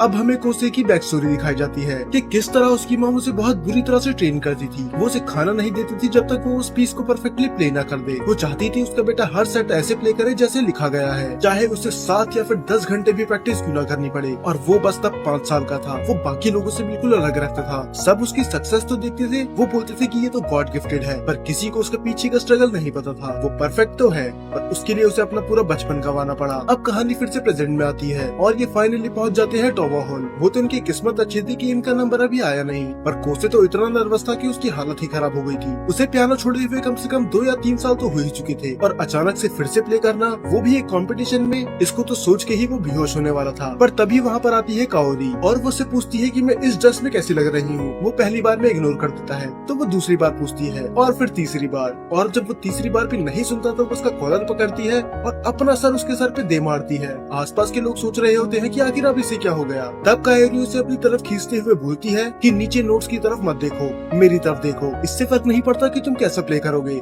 तुम्हें बस प्ले करना है, मेरे साथ रहो और मैं तुम्हारे साथ रहूंगी। कोसे जब भी काओरी के आसपास रहता है वो उसके और करीब आते जाता है। मानो ये खुद एक फ्रीडम है जिसे डेस्टिनेशन से कोई फर्क पड़ता ही नहीं है, वो बस अपनी जर्नी एंजॉय कर रही है। अब वो दोनों परफॉर्म करने के लिए आ जाते हैं। शुरू में तो वो उसे पहचान नहीं पाते, पर किसी जज को भी यकीन नहीं होता क्या ये खुद अरीमा कोसे है। और एक जज तो बोलता है कि आखिर अरीमा कोसे इसके साथ क्या कर रहा है, क्योंकि काओरी एक फ्री स्पिरिट है जो कि म्यूजिक वैसा प्ले करती है जैसा उसे करना है। और दूसरी तरफ खुद अरीमा कोसे जो म्यूजिक इस तरह प्ले करता है जैसे बेथोवन ने लिखा था, बिना किसी मिस्टेक के। अब दोनों ही आराम से प्ले करने लग जाते हैं और पहले की तरह शुरू में तो सब कुछ सही चल रहा होता है, पर काओरी फिर से वही चीज करती है। वो नोट्स पे फोकस ना करके अपना म्यूजिक वैसे ही प्ले करती है जैसा उसे करना है। और कोसे भी परेशान हो चुका था क्योंकि अब उसको काओरी के हिसाब से प्ले करना होगा। सुबाकी तो इस बात से खुश थी क्योंकि वो उसका पियानो फिर से सुन पा रही है इतने सालों बाद। अब कंपटीशन फिर से स्मूथ जा ही रहा होता है, पर वो देखता है अपनी मदर को जो एक ईवल स्माइल के साथ उसे देख रही होती है। और धीरे धीरे उसके सामने से म्यूजिक नोट्स गायब हो जाते हैं और उसे ऐसा लगता है कि वो अब एक समुद्र के बीच में है। अब उसे अपने ही नोट्स नहीं सुनाई दे रहे थे। वो अरीमा कोसे जो एक भी नोट मिस नहीं करता था, वो आखिर एक नौसखियों की तरह क्यों बजा रहा है। वो जजेस ये मान सकते हैं कि गॉड मिस्टेक कर सकते हैं, पर खुद अरीमा कोसे नहीं। आखिर क्या हो गया है तुम्हें। अब ऑडियंस को उनकी परफॉर्मेंस बहुत ज्यादा बेकार लग रही थी। उन्हें खुद भी यकीन नहीं आ रहा होता कि अरीमा कोसे इतना बेकार कैसे बजा सकता है। और वो बोलते हैं कि उसने अपने साथ साथ कायोरी की भी परफॉर्मेंस बेकार कर दी। और तभी थोड़ी देर बाद वो प्ले करना छोड़ देता है, क्योंकि रूल के अकॉर्डिंग अगर इसने प्ले करना छोड़ भी दिया और जज को कायोरी का परफॉर्मेंस पसंद आ गया, वो फिर भी पास हो जाएगी। पर इसके बाद कायोरी खुद भी प्ले करना छोड़ देती है। हर बार की तरह उसे हारने और जीतने से फर्क पड़ ही नहीं रहा। वो तो बस इधर एक परफॉर्मेंस देने आई है। अब इसने प्ले करना छोड़ दिया है तो अब ये टेक्निकली यहाँ से बाहर है। तब काओरी बोलती है कि तुम चिंता मत करो, मैं तुम्हारे साथ हूँ। तुम्हें याद है ना कि मैंने क्या कहा था कि मुझे हार जीत से फर्क नहीं पड़ता, बस इस तरह प्ले करो कि लोग हमें हमेशा याद रखे। अब ये सुन के वो बहुत ज्यादा मोटिवेट हो जाता है और वो फिर से पागलों की तरह की को प्रेस करने लग जाता है। तब उसे अपनी मॉम की बात याद आती है। जब इसने नया नया पियानो बजाना शुरू करा था तब इसकी मॉम इतनी ज्यादा सख्त नहीं थी। वो बोलती है कि पियानो की इसको हल्के से प्रेस करना चाहिए जैसे कि हम किसी बिल्ली को पैट कर रहे हैं। और इसके बाद दिखाता है कोसे अपना असली टैलेंट। हालांकि दोनों की परफॉर्मेंस सिंक नहीं हो रही थी, मानो वो एक दूसरे से ही बैटल कर रहे थे कि कौन ज्यादा बेटर है। और काओरी भी बोलती है कि तुम मुझसे स्पॉटलाइट छीनना चाहते हो, ये मैं इतनी आसानी से नहीं होने दूंगी। और वो दोनों म्यूजिक ऐसे प्ले कर रहे थे जैसे आसपास कोई है ही नहीं। सुबाकी तो खड़े होकर चिल्लाने लग जाती है। थोड़ी देर के लिए सही, पर वो पुराना कोसे वापस आ चुका था। हालांकि अभी भी वो पियानो उतना अच्छे से नहीं बजा पा रहा, पर फिर भी अब उसकी आंखों में एक पैशन है। और इनकी परफॉर्मेंस खत्म हो जाती है और सभी लोग इनके लिए चीयर करते हैं। इन्हें पता था कि ये हार चुके हैं, पर फिर भी दोनों में से कोई भी दुखी नहीं था। पर इसके बाद कुछ ऐसा होता है जो कोसे को हिला के रख देता है। काओरी बेहोश हो जाती है। अब हमें फिर से एक पास्ट का सीन दिखाया जाता है जहाँ पर सुबाकी और बाकी लोग ब्रिज से कूद रहे होते हैं पानी में, पर कोसे डरा हुआ था। ऐसा नहीं था कि उसे करने का मन नहीं था। वो बोलता है कि अगर मेरी मॉम को पता चल गया कि मैं ऐसी खतरनाक चीजें कर रहा हूँ तो वो तो मुझे जान से ही मार देंगी। पर सुबाकी भी किसी की कहाँ सुनने वाली थी। वो उसे अपने कंधे में उठाती है और उसके साथ ही उस ब्रिज से कूद जाती है। सच में कोसे की जान तो निकल ही गई थी और वो बेहोश भी हो चुका था, पर उसे सच में बहुत ज्यादा मजा आया क्योंकि वो बचपन में कभी भी ऐसी चीजें नहीं कर पाता था जिससे उसकी मॉम नाराज हो। अब कहानी फिर से आती है प्रेजेंट में, जहाँ पर वो काओरी से मिलने जाते हैं क्योंकि वो बेहोश हो चुकी थी। पर वो सब जब अंदर घुसते हैं, नर्स उसे नहला रही थी और उसने कपड़े नहीं पहने थे, तो वो रोने लग जाती है और बोलती है कि अब मुझसे शादी कौन करेगा। और ये देख के सुबाकी गुस्सा हो जाती है और उन दोनों को बहुत बुरी तरह से मारती है। हालांकि वो भी उन तीनों के साथ अंदर घुसी थी। अब जैसे ही नर्स उसे नहला देती है वो सब अंदर आ जाते हैं। सुबाकी बोलती है कि हम तो बहुत ज्यादा डर गए थे, आखिरकार तुम बेहोश कैसे हो गई। तब वो बोलती है कि इतनी घबराने की कोई बात नहीं है क्योंकि पिछले कई हफ्तों से मैं बहुत ज्यादा प्रैक्टिस कर रही हूँ और मुझे भागा दौड़ी भी करनी पड़ी। और तुम जानना चाहती हो कि मेरी थकावट और भागा दौड़ी के पीछे का रीजन कौन है?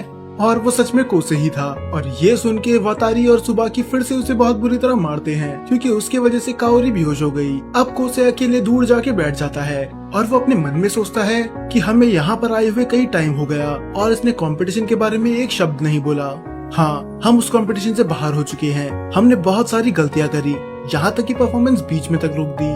पर क्या इसे परवाह नहीं है कि हम इतनी बुरी तरह हार गए? तो अब वो सब जाने लग जाते हैं और कोसे भी आराम से उनके पीछे पीछे जा रहा होता है। पर काओरी उसे रोक लेती है और वो उससे पूछती है कि तुम्हारी पियानो प्रैक्टिस कैसी चल रही है। और कोसे अपने मन में सोचता है कि इससे अच्छा तो ये मुझे लात घुसे ही मार लेती, पर ये एक ऐसा सवाल है जिसका जवाब मैं नहीं दे सकता। तो वो साफ मना कर देता है कि मैंने उसके बाद से पियानो को हाथ भी नहीं लगाया। अब वो उससे एक सवाल पूछती है, क्या तुम सच में बिना पियानो बजाए रह सकते हो या फिर बस तुम दिखावा कर रहे हो कि तुम उसके बिना बिल्कुल ठीक हो? अब इसके बाद इन दोनों के बीच में क्या बात होती है वो हमें नहीं दिखाया जाता, क्योंकि अब कोसे बाहर आ चुका था और उसके दिमाग में काओरी की ही बातें घूमे जा रही थी। वो सही थी, हालांकि उसने लाख कोशिश करी है पियानो से दूर रहने की, पर आखिर वो इसके अलावा और कर भी क्या सकता है। बस यही एक चीज है जिसमें वो अच्छा है। तब सुबाकी पूछती है कि आखिर काओरी के साथ तुम इतनी देर तक अंदर क्या कर रहे थे? ऐसा कौन सा सीक्रेट है जो तुम हमें नहीं बता सकते? पर उसकी बात का जवाब ना देके कोसे उससे फिर से सवाल करता है, क्या मुझ में पियानो बजाने के अलावा भी कुछ ऐसी खूबी है जो मुझे बाकियों से अलग बनाती है? और सुबाकी बोलती है कि कैसी बात कर दी तुमने, तुम में तो पियानो बजाने के अलावा भी लाख खूबियां हैं, जैसे कि। और वो सोचते ही रह जाती है और उसे और कोई खूबी नहीं मिलती, पर वो अपने बेचारे दोस्त का दिल नहीं तोड़ सकती थी। तो वो बात पलट देती है कि देखो मौसम कितना साफ हो चुका है, अब हमें छाता ले जाने की जरूरत नहीं है। पर कोसे को तो जवाब मिल चुका था कि नहीं, वो बाकी किसी चीज में अच्छा नहीं है। अब अगले दिन भी उसके दिमाग में वही बातें चल रही थी। तभी अचानक से वतारी उसके सामने आता है और वो बोलता है कि तुम आज काओरी से मिलने चलोगे, क्योंकि कल वो वैसे भी डिस्चार्ज होने वाली है, क्योंकि अगर हम कल नहीं गए तो हम उसे फिर से कभी नहाता हुआ नहीं देख पाएंगे। ये पक्का किसी दिन मार खाएगा और अपने साथ साथ कोसे को भी फंसाएगा। तब वो उसकी फोटो खींचते हुए बोलता है कि ये तो मैं काओरी को भेज रहा हूँ, उसे तुम्हारी ऐसी हालत देखते हुए बहुत मजा आएगा। और वो उसकी वाली फोटो भेज देता है जिसमें वो जमीन पे नीचे गिरा हुआ था और बेचारा फिर से डिप्रेशन में चले जाता है। वो बोलता है कि इसके पास काओरी की ईमेल एड्रेस भी है। कोसे को ना काओरी का ईमेल पता है, ना फोन नंबर, ना घर का एड्रेस, पर देख के लगता है कि वातारी को सब कुछ पता है। इससे बस एक ही चीज पता चलती है कि काओरी कोसे को इतना अच्छा दोस्त नहीं मानती जितना वो वातारी को मानती है। तो वो मना कर देता है कि वो आज उससे हॉस्पिटल में मिलने नहीं जा सकता।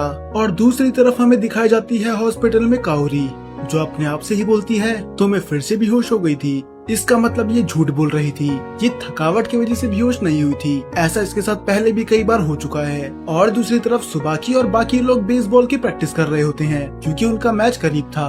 पर सुबाकी की परफॉर्मेंस बहुत ज्यादा बेकार थी और ये चीज नाओसान भी देख सकती थी। अब नाओ और सुबाकी घर जा रहे होते हैं और वो देखते हैं कि बच्चे ब्रिज से कूद रहे थे, ठीक वैसे जैसे ये बचपन में करा करते थे। सुबाकी बोलती है क्या इन बच्चों को ठंड नहीं लगती? आखिर इतने ठंडे पानी में कौन कूदता है? तब नाओसान बोलती है कि अगर मुझे याद है तो तुमने मुझे बताया था कि तुम भी बचपन में ऐसे कूदा करती थी, और हाँ, तुमने ये भी बताया था कि तुम कोसे को भी लेके कूद जाती थी। तब सुबाकी बोलती है हाँ, वो हर बार पहले तो मना करता था कि मुझे नहीं कूदना, पर जब भी मैं उसे लेके कूदती थी वो बहुत खुश होके हंसता था, मानो उसे कूदने का मन तो होता था पर हिम्मत नहीं। तब नाओसान बोलती है क्या कोसे और तुम्हारे बीच में कुछ हुआ है? और ये सुन के तो सुबाकी बहुत ज्यादा अलर्ट हो जाती है। वो बोलती है कि ऐसी अजीब बातें मत करो, आखिरकार हमारे बीच में क्या होगा?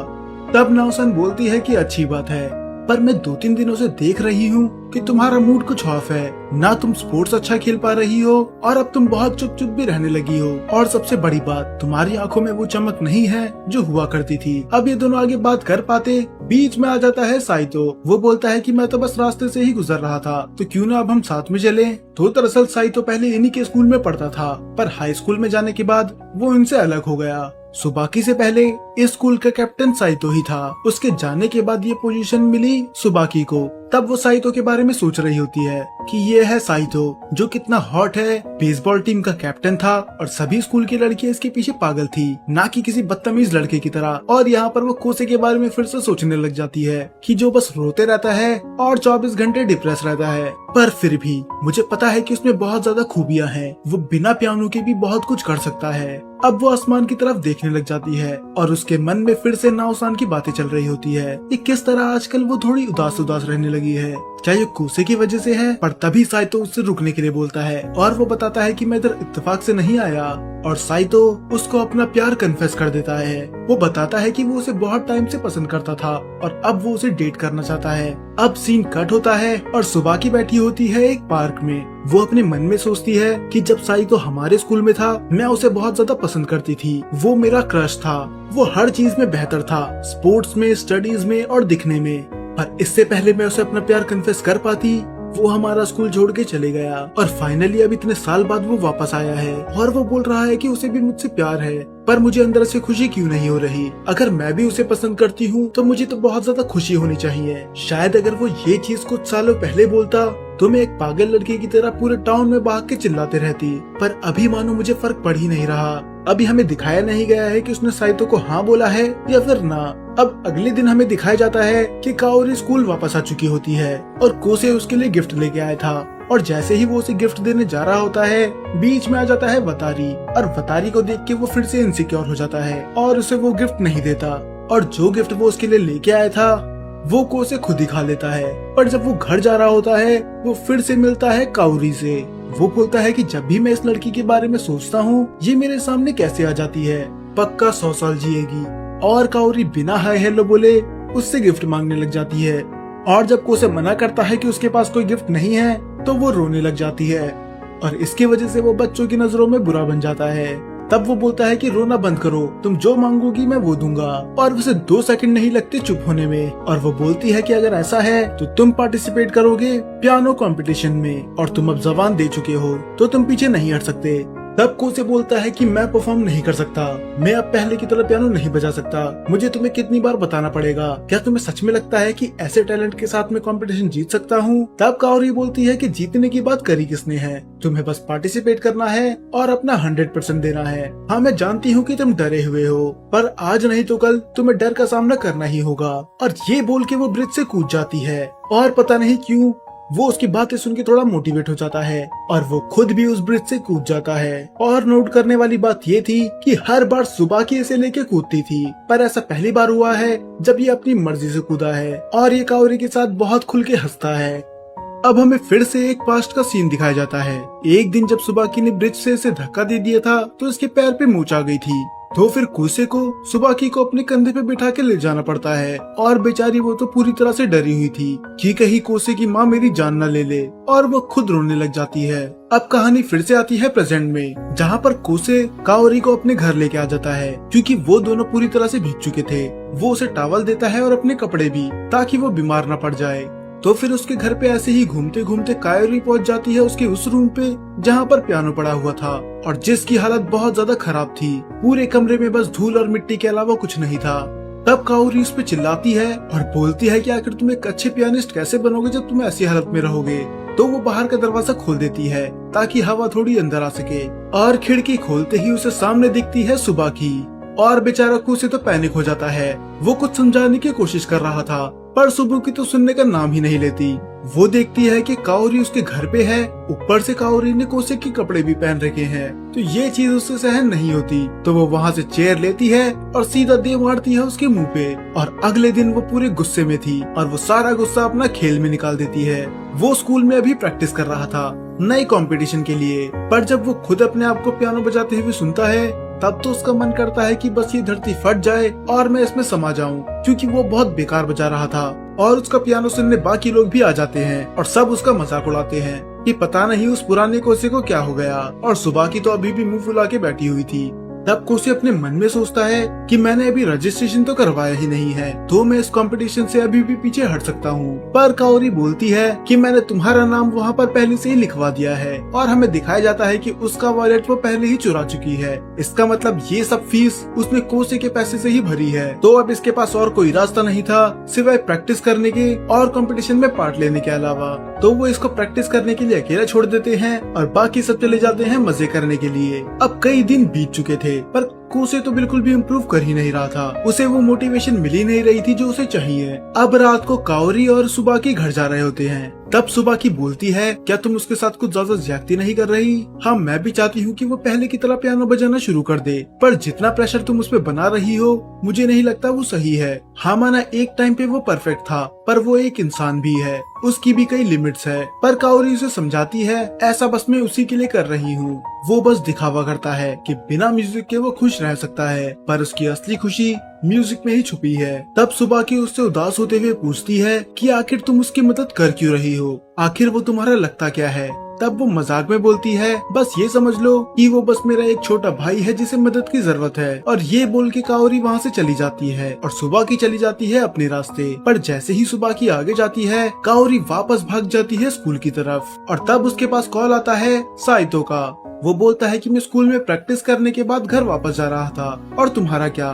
तब वो बोलती है हाँ हमारी भी प्रैक्टिस चल रही थी तो हम भी लेट ही जा रहे हैं। पर ये बोलते समय उसे रियलाइज होता है कि वो हम किसको बोल रही है, वो तो यहाँ पर अकेली है। और पता नहीं कितना टाइम हो चुका है कि कोसे उसके साथ घर नहीं गया, वरना ये दोनों हमेशा घर साथ में जाते थे। पता नहीं कितना समय हो गया उसको कोसे के साथ अकेले जाए हुए। और ऐसा तब से हुआ है जब से काओरी उनके बीच में आई है। तब थोड़ा वो रुकते हुए बोलती है कि क्या होगा अगर हम एक डेट पे जाएं? इसका मतलब इसने डेट के लिए हाँ बोल दिया था। और दूसरी तरफ इतनी रात को काओरी जाती है कोसे के पास और वो सबसे पहले जाके उससे माफी मांगती है उसको इतना पुश करने के लिए। सुबाकी की बातें सुनने के बाद उसे रियलाइज हो चुका था कि वो इस पे कुछ ज्यादा ही प्रेशर बना रही है, पर कोसे बोलता है कि ऐसा कुछ नहीं है। हाँ, मैं मानता हूँ कि मैं इतनी जल्दी इम्प्रूव नहीं कर पाऊंगा, पर जब से मैंने तुम्हें पहली बार देखा था तब से ही मैंने तुम में कुछ स्ट्रेंज नोटिस करा था। जब तुम म्यूजिक प्ले करती हो तो पूरी दुनिया कलरफुल हो जाती है क्योंकि तुम अपने म्यूजिक को अपने दिल से प्ले करती हो।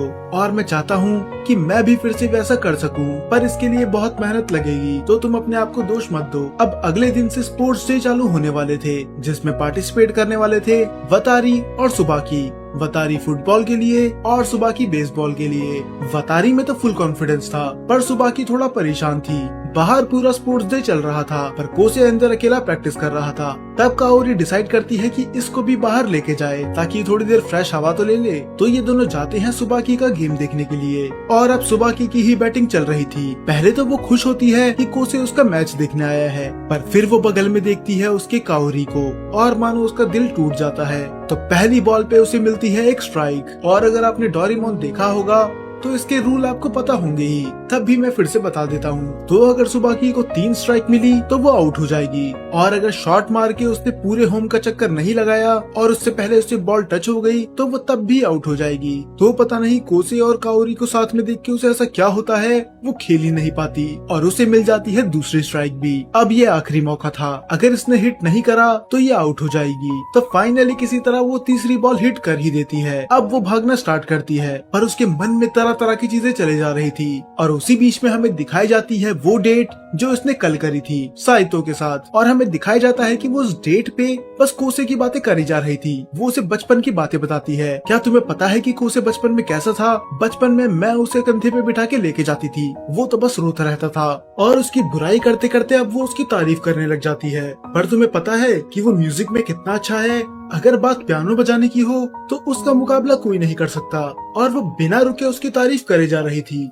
तब साइतो भी स्माइल करते हुए बोलता है कि तुम्हारी सुई हर बार कोसे पे जाके क्यों अटकती है? आज तक हमने जितनी बार भी बात करी है तुम हर बार कोसे को बीच में लाती ही हो। और सुबाकी को खुद रियलाइज नहीं होता कि वो कोसे के बारे में कितनी बातें करती है। और हमें अब दिखाया जाता है कि सुबाकी भागे जा रही होती है। अगर ये अभी रुक गई तो ये गेम जीत सकते हैं, पर अभी उसका दिमाग काम कर ही नहीं रहा होता। वो बस चक्कर लगाती रहती है और वो सोचते रहती है कि मैं तुम्हारे साथ बचपन से थी, तुम्हारे अच्छे समय में, तुम्हारे बुरे समय में मैंने तुम्हारा साथ कभी नहीं छोड़ा। पर अब धीरे धीरे ऐसा लगता है कि तुम मुझसे दूर जा रहे हो। और ये अभी भी भागे जा रही थी। उसके सारे दोस्त बोलते हैं कि तुम अभी रुक जाओ वरना हम आउट हो जाएंगे, पर सुबाकी को कुछ सुनाई देता ही नहीं। और वो अपने मन में बोलती है कि प्लीज मुझ पे ध्यान दो, एक बार फिर से मेरी तरफ देख लो जैसे तुम पहले देखा करते थे। और ऐसा करते करते वो डाइव मारती है, पर दूसरी टीम उसे बॉल से टच कर लेती है और वो आउट हो जाती है। अब सीन कट होता है। नाव और सुबाकी बस चले जा रहे थे। नाव भी उसे कुछ नहीं बोलती क्योंकि उसे पता था कि वो किस दौर से गुजर रही है। पर तभी नाव-चान देखती है कि आगे से कोई आ रहा है। फिर वो सुबाकी को बोलती है कि चलो ठीक है, मैं इस रास्ते से जा रही हूँ क्योंकि तुम्हें लेने तुम्हारा बॉयफ्रेंड आ गया। सुबाकी बोलती है साइतो, वो इस टाइम पे यहाँ पर क्या कर रहे हैं? पर हमें दिखाया जाता है कि वो साइतो नहीं होता है कोसे, और वो उसे अपने कंधे पे उठा के लेके जाता है, ठीक जैसे बचपन में वो उसे लेके गई थी। क्योंकि आज के गेम की वजह से उसके पैर पे बहुत बुरी मोच आ चुकी थी। और वो उसे बचपन की ही बात बताता है कि तुम्हें याद है कि किस तरह बचपन में तुम मुझे लेके गई थी? तुम हर बार मेरी परवाह करती हो। मेरी मॉम के जाने के बाद तुमने मेरा बहुत ज्यादा ख्याल रखा, तो अब मेरी बारी है कि मैं तुम्हारा ख्याल रखूं। तो ये सोचना भी मत कि घर पहुंचने से पहले मैं तुम्हें नीचे छोड़ूंगा।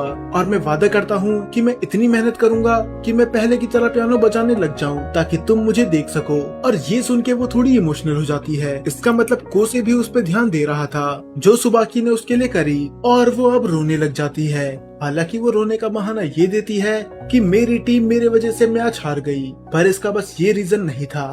और दूसरी तरफ हमें दिखाया जाता है कि अब 2 लोग और आ चुके हैं इस पियानो कंपटीशन में, और वो बस यहाँ पर आए हैं अरीमा कोसे के लिए। वो बोलते हैं कि इस बार हम तुम्हें कुचल के रख देंगे। अब इसके बाद अगले दिन मैच था वतारी का, पर वो भी अपना मैच हार जाता है। पर वो अपनी टीम को मोटिवेट करता है और वो इतना ज्यादा उदास नहीं लग रहा था। कोसे को तो लगता है कि ये सच में कितना ज्यादा स्ट्रॉन्ग है, पर वतारी बाथरूम में जाके बहुत ज्यादा रोता है क्योंकि ये मैच उसके लिए बहुत ज्यादा इम्पोर्टेंट था। अब तीनों ही लोग अपना मैच हार चुके थे। काओरी अपना कंपटीशन हार गई, सुबह की बेसबॉल मैच और वतारी सॉकर मैच। तो वतारी भी बोलता है कि अब पूरी जीत की जिम्मेदारी तुम्हारे कंधों पे है, क्योंकि कम से कम 4 दोस्त में से कोई एक तो जीते। पर कोसे भी बहुत ज्यादा नर्वस होता है क्योंकि उसने पिछले 2 साल से कोई भी बड़ा कंपटीशन नहीं खेला और इतनी मेहनत करते करते तो वो बेहोश तक हो जाता है।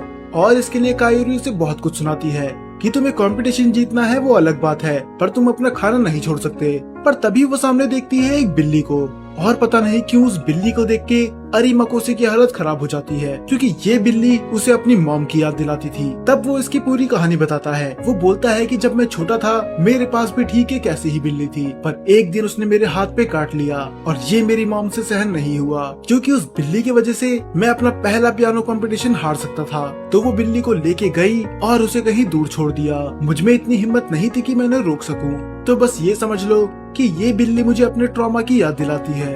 और उस दिन के बाद से मैं बस अपनी माँ की परछाई ही बन के रह गया।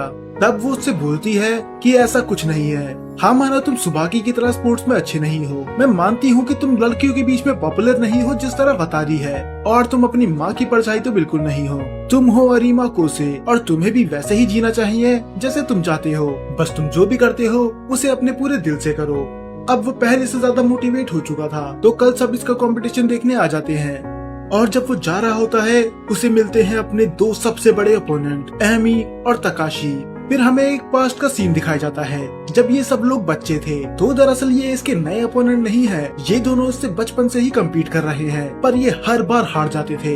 ये दोनों या तो सेकंड आते थे या तो थर्ड, क्योंकि फर्स्ट हर बार अरीमा कोसे ही आता था। अब हमें इन दोनों का बचपन का सीन दिखाया जाता है जहाँ पर तकाशी बहुत ज्यादा गुस्से में था। एमी उससे बोलती है कि तुम इतने गुस्से में क्यों हो, इसीलिए क्योंकि तुम अरीमा कोसे को हरा नहीं पाए। तब वो बोलता है बात बस इतनी नहीं है, जरा उसका एटीट्यूड तो देखो, वो तो रिजल्ट को देख के भी नहीं गया, वो बिना देखे ही घर चले गया। मान लो उसे पता होगा कि वही जीतेगा। और यही चीज थी, कोसे कभी अपना रिजल्ट देखने के लिए रुकता ही नहीं था। तब वो एमी से पूछता है तुम तो बड़ी चिल लग रही हो, मुझे नहीं पता था कि तुम इतने कूल माइंडेड हो। पर वो तो बस अपना गुस्सा छुपा रही थी। वो भी बोलती है कि मैं उस कोसे के बच्चे को नहीं छोड़ूंगी, उसके वजह से हर बार मुझे सेकंड आना पड़ता है। आखिरकार वो अपने आप को समझता गया है। अब ये दोनों उसे घूर रहे थे, पर हमें पता चलता है ये दोनों मन के इतने बुरे नहीं होते, बल्कि तकाशी तो उसे ग्रीड भी करता है। वो कोसे से बोलता है कि बहुत टाइम बाद मिले, पर कोसे तो उसे जानता ही नहीं था, क्योंकि वो कंपटीशन के बारे में कभी रुकता ही नहीं था और वो हर बार फर्स्ट आता था। तो अरीमा कोसे को तो सब जानते थे, पर ये यहाँ पर किसी को नहीं जानता। और तकाशी उसके सामने तो कुछ नहीं बोलता, पर अपने कमरे में जाने के बाद वो और ज्यादा भड़क जाता है कि आखिर उसकी हिम्मत कैसे हुई हमें भूलने की। और दूसरी तरफ एमी तकाशी को शांत करवा रही होती है। वो भी उसे सेम चीज बताती है कि उस बात को इतना दिल पे मत लो, वो तुम्हारी डिसरिस्पेक्ट नहीं करना चाहता था। ऐसा नहीं है कि वो तुम्हें भूल गया, वो तुम्हें कभी जानता ही नहीं था, पर वो इस साल जरूर जान जाएगा। और फिर हमें दिखाया जाता है कि तकाशी ये कंपटीशन पिछले साल जीत चुका है और उसे जर्मनी से ऑफर भी आया था बड़े स्टेज पे परफॉर्म करने के लिए, पर वो मना कर देता है ताकि वो अरीमा कोसे के साथ फिर से कंपटीशन कर सके, क्योंकि उसे अपनी जिंदगी में एक बार तो अरीमा को हराना ही था। और सच में ऐसा ही होता है। पहली बार कोसे उसको नोटिस करता है और तकाशी स्टार्ट कर देता है पियानो बजाना। अब सब लोग यहाँ पर उसके फैन थे, क्योंकि ये था पिछले साल का विनर। अब तकाशी के टीचर की तरह आप लोग भी सोच रहे होंगे कि उसने जर्मनी का ऑफर रिजेक्ट क्यों कर दिया।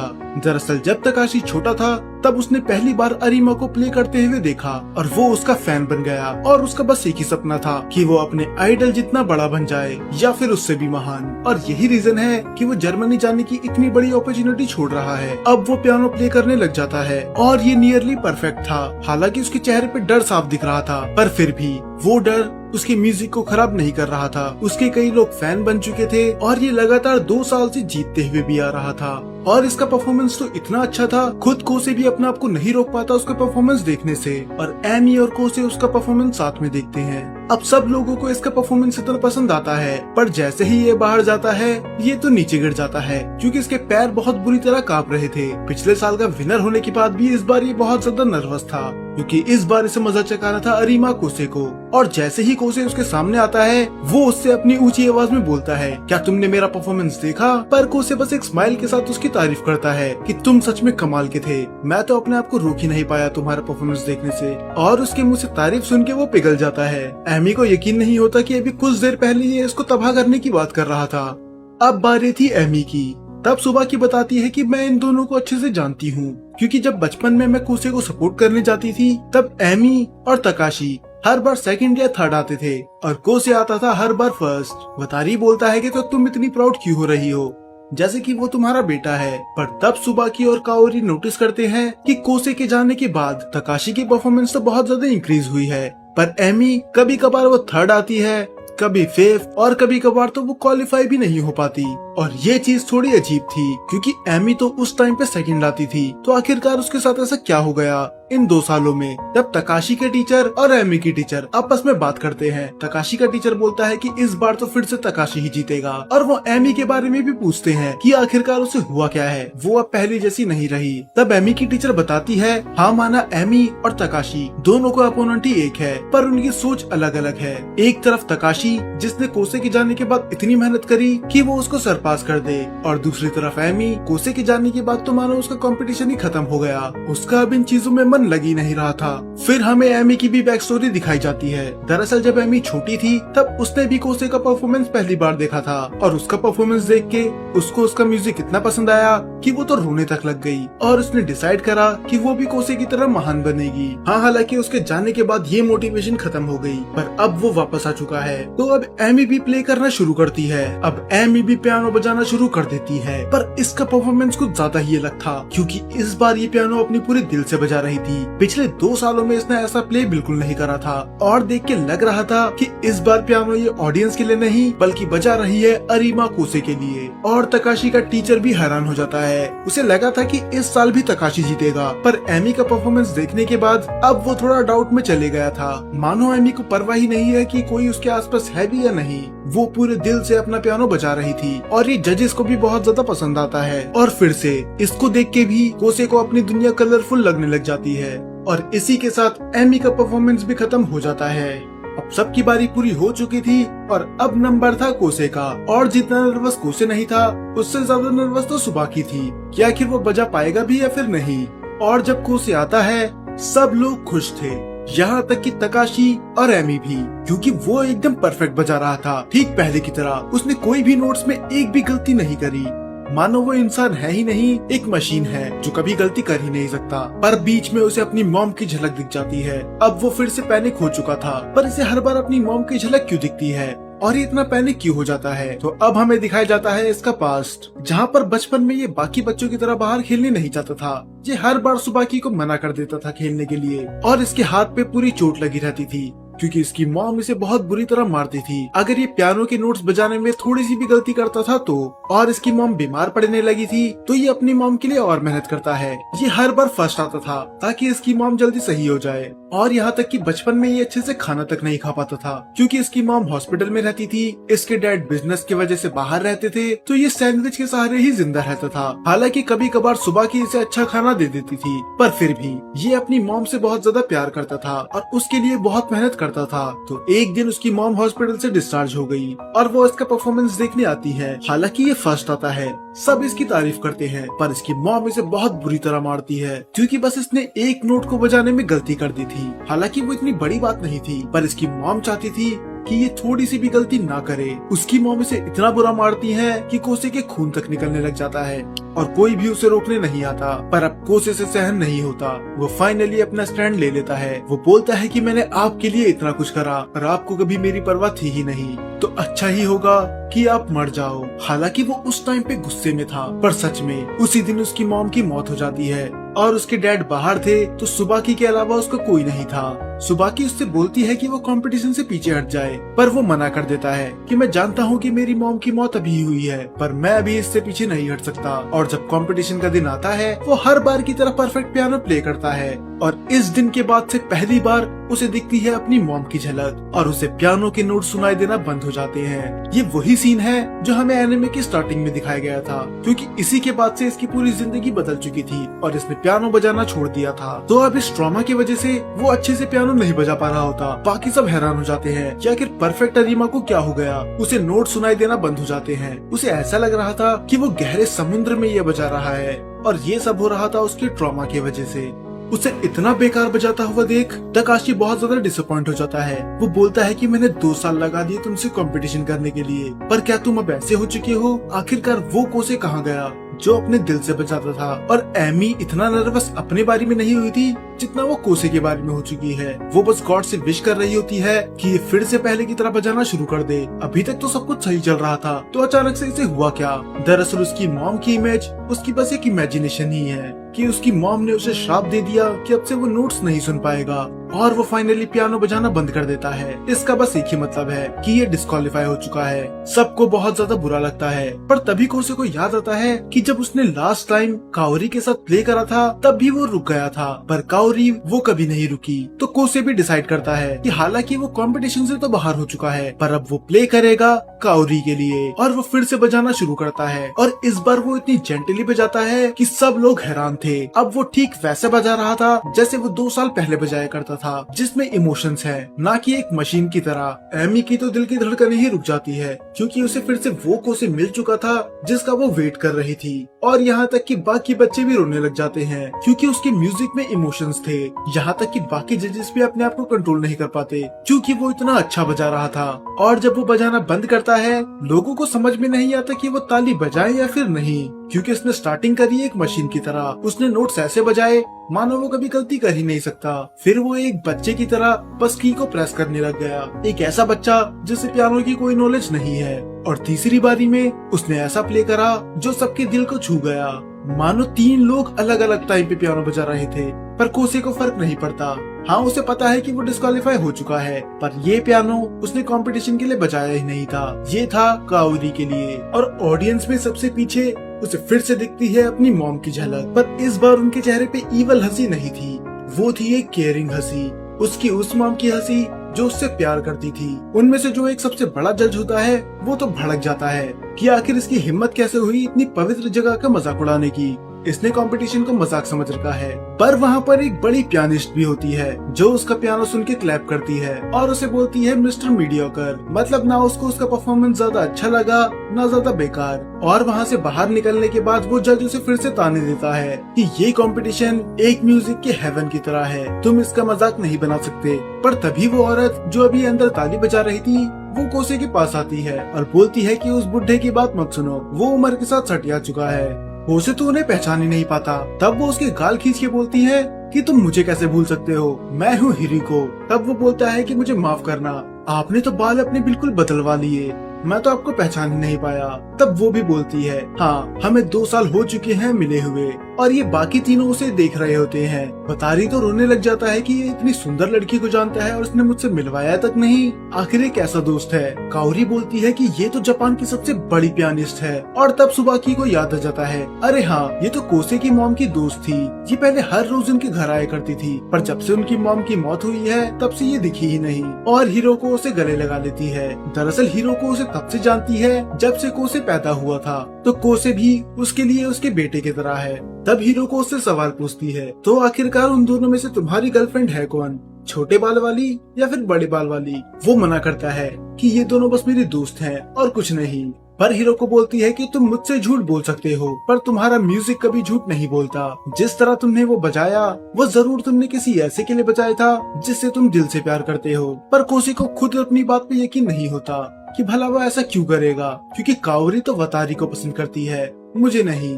अब कौन कौन क्वालिफाई हो चुका है उनकी लिस्ट आ जाती है।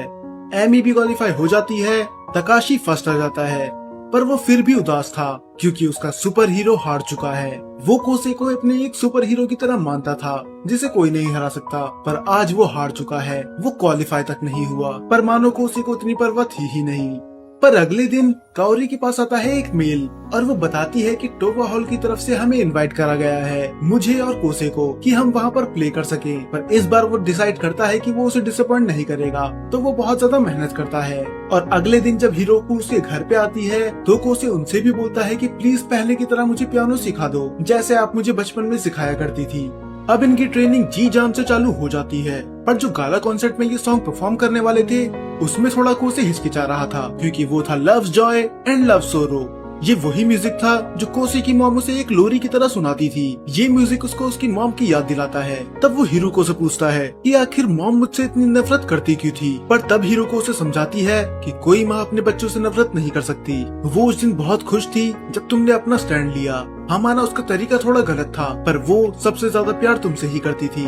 कोसे को कुछ समझ में नहीं आ रहा होता कि आखिर वो करे तो करे क्या, पर वो अपनी प्रैक्टिस बंद नहीं करता और काओरी के साथ दिन रात प्रैक्टिस करता है। और एक दिन ये तो इतने लेट हो चुके थे कि कोसे को उसे घर तक छोड़ने जाना पड़ा। काओरी के डैड पहले तो बहुत गुस्सा होते हैं कि आखिर ये लड़का कौन है, पर जब बाद में उन्हें पता चलता है कि ये कोसे है, वो तो बिल्कुल उसे प्रिंस ट्रीटमेंट देने लग जाते हैं। तब काओरी बताती है कि ये दोनों तुम्हारे बहुत बड़े फैन थे।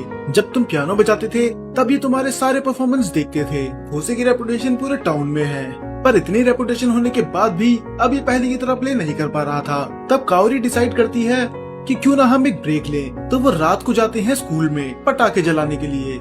और मुझे आज तक समझ में नहीं आया कि इधर नाव-चान को होता क्या है। अब ये सब लोग बात करने लग जाते हैं कि किस तरह हमारी गर्मियों की छुट्टियां पड़ चुकी हैं, तब भी हमें एक्स्ट्रा क्लासेस लेनी पड़ेगी। पर तब नाव-चान बोलती है कि तुम दोनों का क्या, तुम दोनों तो एक्स्ट्रा क्लास नहीं ले रहे, तो क्या तुम म्यूजिक क्लास लोगे, क्योंकि आखिर फ्यूचर में तो तुम्हें म्यूजिशियन ही बनना है ना। पर ये सुन के काओरी थोड़ी उदास हो जाती है और वो बोलती है कि मैंने फ्यूचर के बारे में अभी तक नहीं सोचा। पर तब वो स्माइल करके बोलती है कि मैं फ्यूचर में क्या करूंगी ये मुझे नहीं पता, पर मुझे ये पता है कि मैं इस कॉन्सर्ट में अपना 100% दूंगी। तो अब इतने दिन हो चुके थे और फाइनली कॉन्सर्ट का दिन आ चुका था और हमें दिखाया जाता है कि इनका कॉन्सर्ट देखने के लिए कोई स्ट्रेंज लड़की आई होती है। उसने अपना पूरा मुंह छुपा रखा होता है ताकि कोई उसे पहचान ना पाए, पर उसकी टीचर उसे 2 मिनट में पहचान लेती है। जी हाँ, ये थी एमी, जो खास कोसे को देखने यहाँ पर आई थी। बाकी सब आ जाते हैं, पर काओरी खुद नहीं आती और न ही वो उनका कॉल उठा रही थी। वो बोलता है कि ये इतनी लापरवाह कैसे हो सकती है, इसने पूरे महीने मेरी जान खा रखी थी और अब ये खुद नहीं आई। पर कुछ तो चीज अजीब थी, काओरी पीछे हटने वालों में से नहीं थी, पर अगर वो टाइम पे यहाँ पर नहीं आई तो शो कैंसिल करना होगा।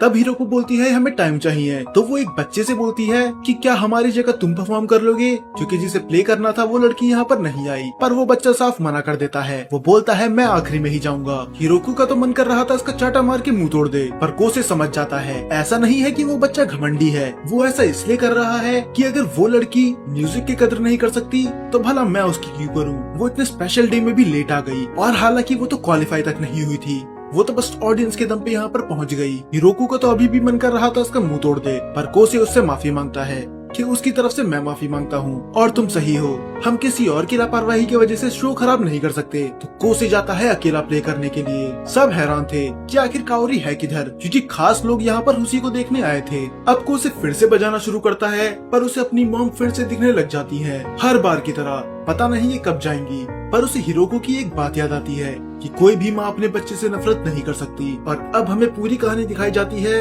हिरोको के पॉइंट ऑफ व्यू से। तो दरअसल कोसे की मॉम चाहती ही नहीं थी कि वो पियानिस्ट बने। दरअसल जब कोसे छोटा था तो हिरोको की उसके हस्बैंड के साथ लड़ाई हो जाती है और वो आ जाती है उनके घर पे, और वो एक पियानिस्ट थी तो अपना सारा गुस्सा पियानो पे उतार देती है और कोसे उसे अच्छा फील कराने के लिए खुद पियानो प्ले करने लग जाता है। वो इतना छोटा था पर वो कीज को जेंटली प्रेस करके इतना अच्छा म्यूजिक प्रोड्यूस कर पा रहा था कि उसे अपने कानों पे यकीन नहीं होता। और ये आइडिया हिरोको को था कि हमें कोसे को एक पियानिस्ट बनाना चाहिए, क्योंकि ये तो एक जीनियस है। तो दरअसल उसकी मॉम तो चाहती ही नहीं थी कि वो पियानिस्ट बने, क्योंकि उनके दिमाग में ये कभी आइडिया आया ही नहीं। ये सपना था हिरोको का, पर अगर ये उसकी मॉम का सपना नहीं था तो वो इतनी स्ट्रिक्ट थी क्यों। तो दरअसल वो ये सब कर रही थी कोसे के लिए ही। जैसे कि हम देख ही सकते हैं अभी कोसे किस तरह रहता है। उसके डैड पूरे साल बाहर रहते हैं और उसकी जिंदगी में कोई नहीं है, तो साकी को चिंता हो जाती है अपने बेटे के बारे में। आखिर उसके मरने के बाद उसका ख्याल कौन रखेगा, क्योंकि कोसे ना पढ़ाई में अच्छा था न स्पोर्ट्स में, वो बस एक ही चीज में अच्छा था, पियानो बजाने में। तो वो उसे इतना परफेक्ट बनाना चाहती थी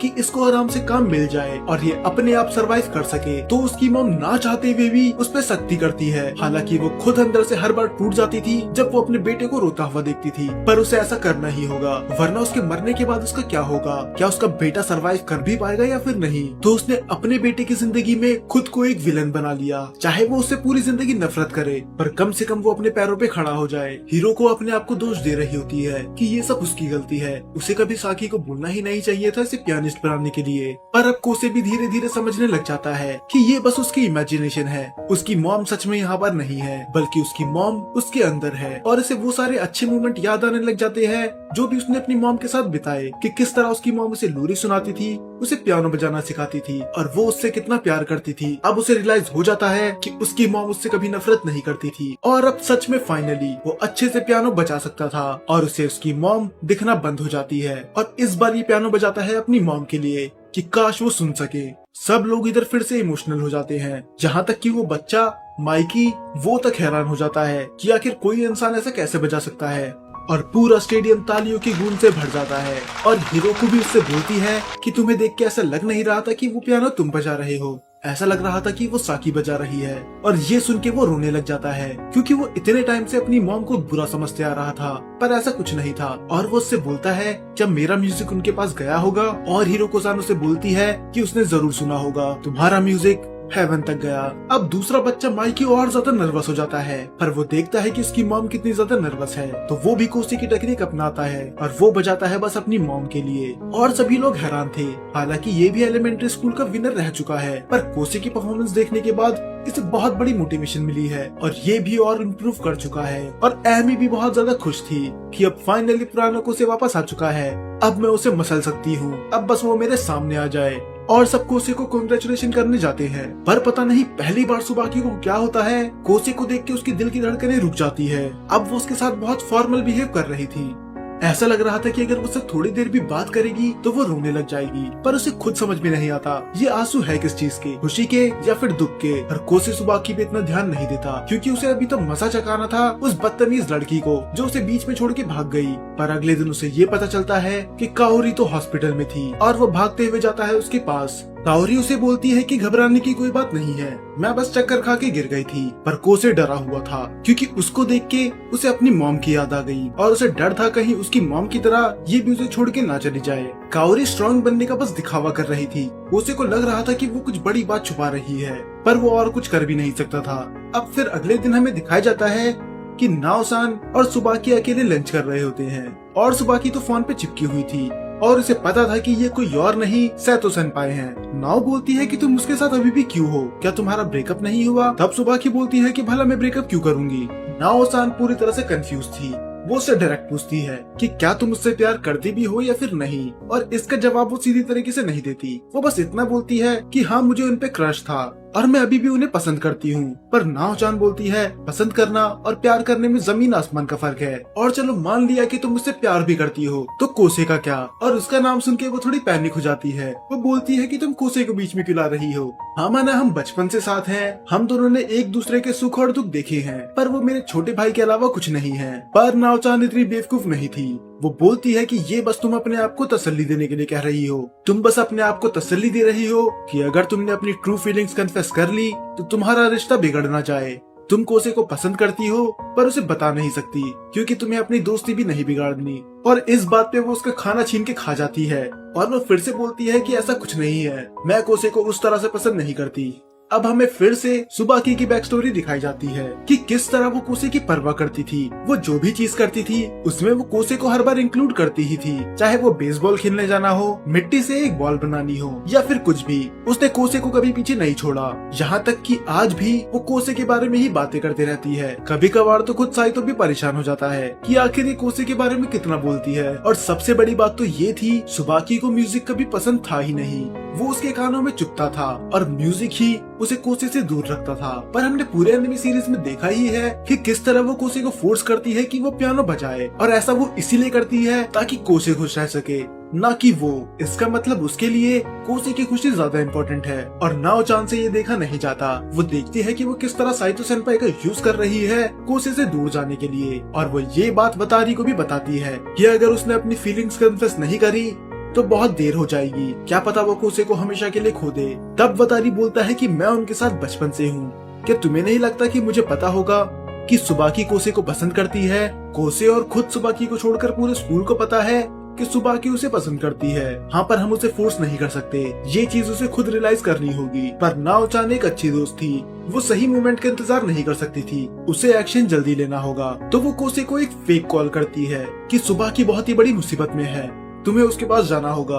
और कोसे उसके पास भागते हुए आ जाता है और सुबाकी को ये सुन के अच्छा लगता है कि वो उसके लिए पागलों की तरह भाग के यहाँ पर आ गया, मानो उसको कितनी परवाह है। तो अब ये वॉक कर रहे होते हैं, बस ये दोनों, बीच में और कोई नहीं। पर तभी कोसे उसे एक ऐसी बात बताता है जो शायद वो सुनने के लिए कभी तैयार थी ही नहीं, कि वो एक म्यूजिकल हाई स्कूल में जाएगा जहाँ पर वो आगे जाके भी म्यूजिक सीख सके। इसका मतलब अब वो यहाँ से बहुत दूर चले जाएगा, क्योंकि वो स्कूल बहुत दूर है तो उसे घर भी कहीं और लेना पड़ेगा। और ये सुन के वो अपने आंसू नहीं रोक पाती, क्योंकि बस कोसे उसके करीब में इसीलिए था क्योंकि वो पड़ोसी थे। पर अगर कोसे यहाँ से चली गया तो वो उसे भूल जाएगा, वो तो अभी से उसे इग्नोर करना शुरू कर रहा है। तो जब वो दूर चली जाएगा तो क्या वो उसे याद भी रखेगा या फिर नहीं, और ये इससे सहन नहीं होता। तो ये यहाँ से रोते हुए भाग जाती है, क्योंकि शायद कोसे के लिए उसको भुलाना आसान हो, पर सुबाकी ऐसा नहीं कर सकती।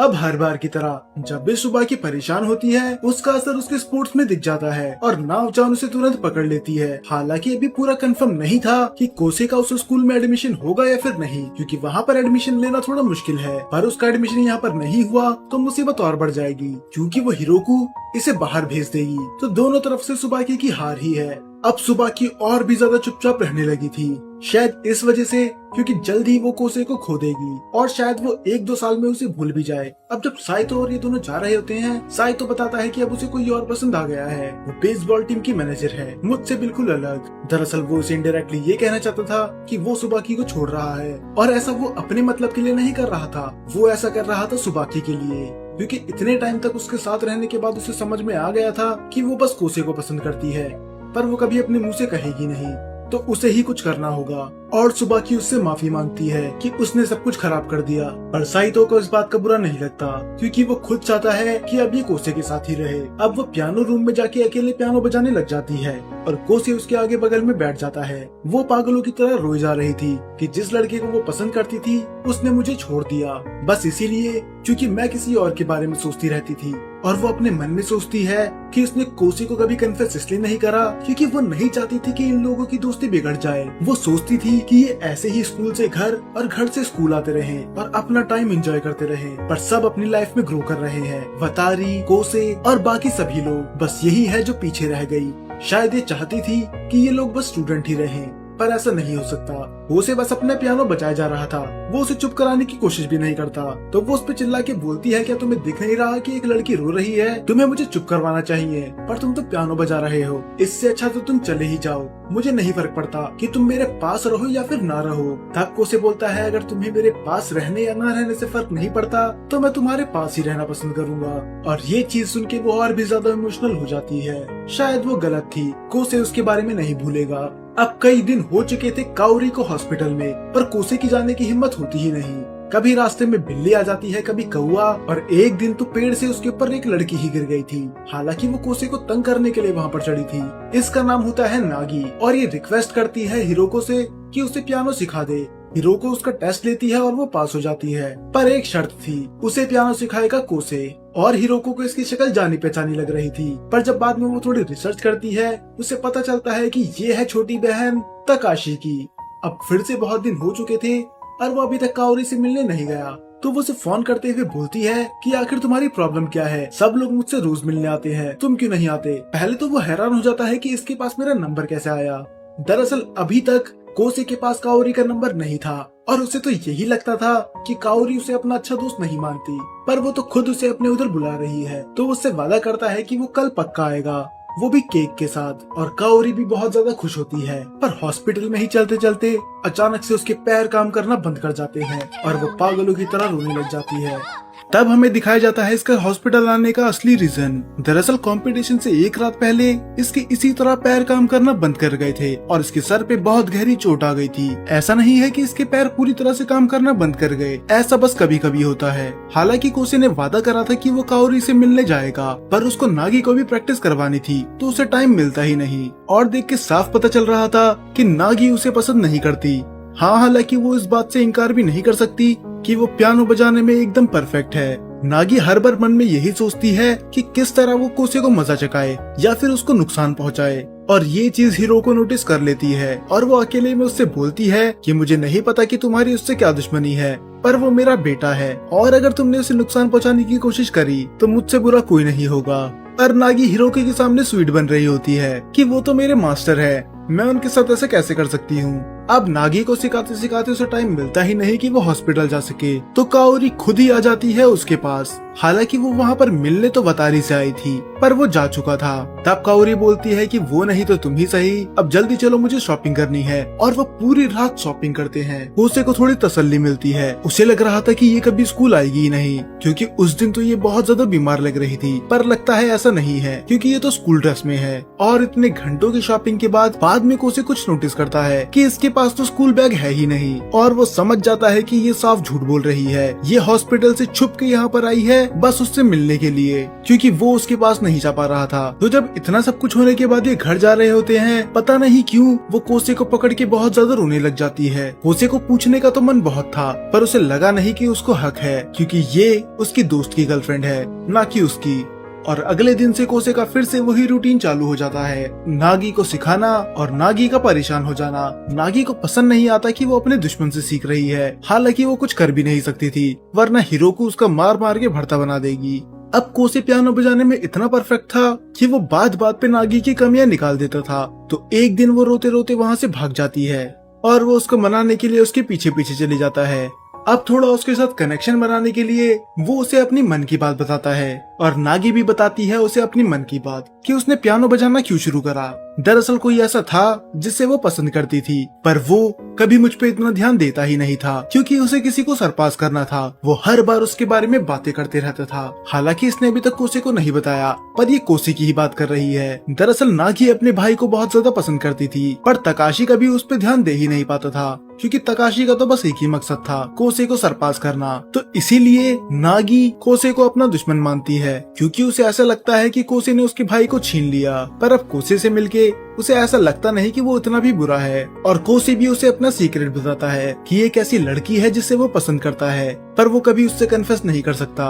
पर वो लड़की मुझे नहीं, मेरे दोस्त को पसंद करती है। पर नागी उससे बोलती है कि तुम्हें अपनी फीलिंग्स छुपानी नहीं चाहिए, और इसी तरह ये दोनों थोड़ा करीब आ जाते हैं। अब नागी उस पर थोड़ा भरोसा करती थी, हालांकि उसे मजा चकाने के लिए वो उसके कपड़ों पे लिपस्टिक का निशान छोड़ देती है। तो जब ये अगले दिन काओरी से मिलने जाता है, तब सब लोग उस पे चढ़ जाते हैं कि आखिर ये लिपस्टिक का निशान इस पे आया कैसे। तब नाओ-चान बताती है कि मैंने सुना है कि ये छोटी लड़की को सिखा रहा है, और तब तो उस पे लोग और भड़क जाते हैं, क्योंकि उन्हें भी लगता है कि कोसे का नाम भी एप्स्टीन फाइल में है। और ऐसे ही हंसी मजाक में काओरी कुछ ज्यादा ही सीरियस हो जाती है। वो उस पे चिल्लाने लग जाती है, आखिर तुम कर क्या रहे हो, बच्चों को सिखाने का समय नहीं है, तुम्हें अभी खुद प्रैक्टिस करनी है। और कोसे भी अपने आप को डिफेंड करता है कि मैं अपनी प्रैक्टिस भी कर रहा हूँ, दूसरे को सिखाने में क्या गलत है। और ऐसा करते करते ही वो रोने लग जाती है। कोसे को अब काओरी से उसकी मॉम की वाइब आ रही थी, ठीक उसकी मॉम भी ऐसी थी। पहले वो उससे बहुत ज्यादा प्यार करती थी, उसकी केयर करती थी, पर जब से वो बीमार पड़ना शुरू हो गई, तब से वो बहुत ज्यादा स्ट्रिक्ट हो गई, और वो उसे प्रैक्टिस करने के लिए बार बार बोलती रहती थी। और वही चीज कर रही है अब काओरी। अब इस दिन के बाद से वो काओरी से बिल्कुल मिलना बंद कर देता है। वो डरा हुआ था कि कहीं वो उसको भी उस तरह ना खो दे जिस तरह उसने अपनी मॉम को खोया था। पर अब वो उदास रहने लगा था। तो सुबाकी भी उससे बोलती है क्यों ना हम उससे मिलने चले, ये तो हमारे लिए अच्छा होगा ना। पर वो फिर भी मना कर देता है। बाद में नाओ-चान उससे पूछती है कि तुम उसे फोर्स क्यों कर रही हो, अगर वो काओरी से नहीं मिलना चाहता तो वही सही, और वैसे भी अच्छा ही है ना, तुम तो अंदर से वैसे भी नहीं चाहती थी कि वो काओ-चान से मिले। तब सुबह की बोलती है कि बस मैंने इतना सोचा कि अगर वो काओरी से मिलेगा तो उसे अच्छा फील होगा, क्योंकि आजकल वो थोड़ा उदास रहने लगा है। उस बेवकूफ को अपनी फीलिंग छुपाना नहीं आती। तब नाओ-चान बोलती है, और ये बोल भी कौन रहा है, वो तुम हो जो अपनी फीलिंग नहीं छुपा सकती। तुम कोसे को इतना पसंद करती हो तब भी उससे अभी तक बोल नहीं रही। तब नाओ-चान आगे बोलती है कि तुम जिसकी किताब खोलते ही सर में दर्द होने लग जाता था, अब वो एडमिशन लेना चाहती है जापान के सबसे बड़े हाई स्कूल में, और इत्तेफाक से वही स्कूल जो म्यूजिकल कॉलेज के पास में है, वही कॉलेज जहाँ पर कोसे एडमिशन लेने वाला है। और वो हैरान हो जाती है कि आखिर नाओ-चान उसकी मन की बात कैसे पढ़ लेती है। वो 100% सही थी। सुबह की का कभी पढ़ने का मन नहीं करता था, पर अब वो जी जान से पढ़ रही है, बस इसीलिए ताकि वो कोसे के पास रह सके। अगर कोसे किसी और स्कूल में एडमिशन लेगा तो वो भी उसी आसपास के स्कूल में एडमिशन लेगी, बस इसीलिए ताकि कोसे अकेला न रह जाए। अब वतारी जो इतने टाइम से पूरा चिल और शांत रहता था, वो भी कोसे पे भड़क जाता है, क्योंकि कई दिन हो चुके थे और वो काओरी से मिलने नहीं जाता, क्योंकि अब अंदर से वतारी भी समझ चुका था कि कोसे काओरी को पसंद करता है, और वो उसे समझाता है कि तुम्हें उससे मिलना चाहिए। हाँ, भले ही वो मुझे कहती है अपना खास दोस्त, पर जब भी वो मुसीबत में होती है वो तुम्हारे पास ही आती है, तो ऐसे मौके पे उसे अकेला मत छोड़ो। तो फाइनली इतने टाइम बाद कोसे उससे मिलने जाता है, पर वहाँ पर जाके उसे पता चलता है कि अब डॉक्टर ने साफ मना कर दिया कि ये कभी वायलिन नहीं बचा सकती। और इस बात पे कोसे भड़क जाता है कि ये क्या बात हुई, जब मैंने कहा था कि मैं पियानो नहीं बजा सकता तब तो तुमने मुझे लात मार के स्टेज पे फेंक दिया, और अब तुम खुद पीछे हट रही हो। और वो उसकी सारी चॉकलेट खा के वहाँ से भाग जाता है। वो बोलता है कि तुम्हें तो मैं बाद में बताऊंगा, और वो घर जाते ही सबसे पहले रिक्वेस्ट करता है नागी से, ताकि वो कल्चरल इवेंट में पार्ट ले ले।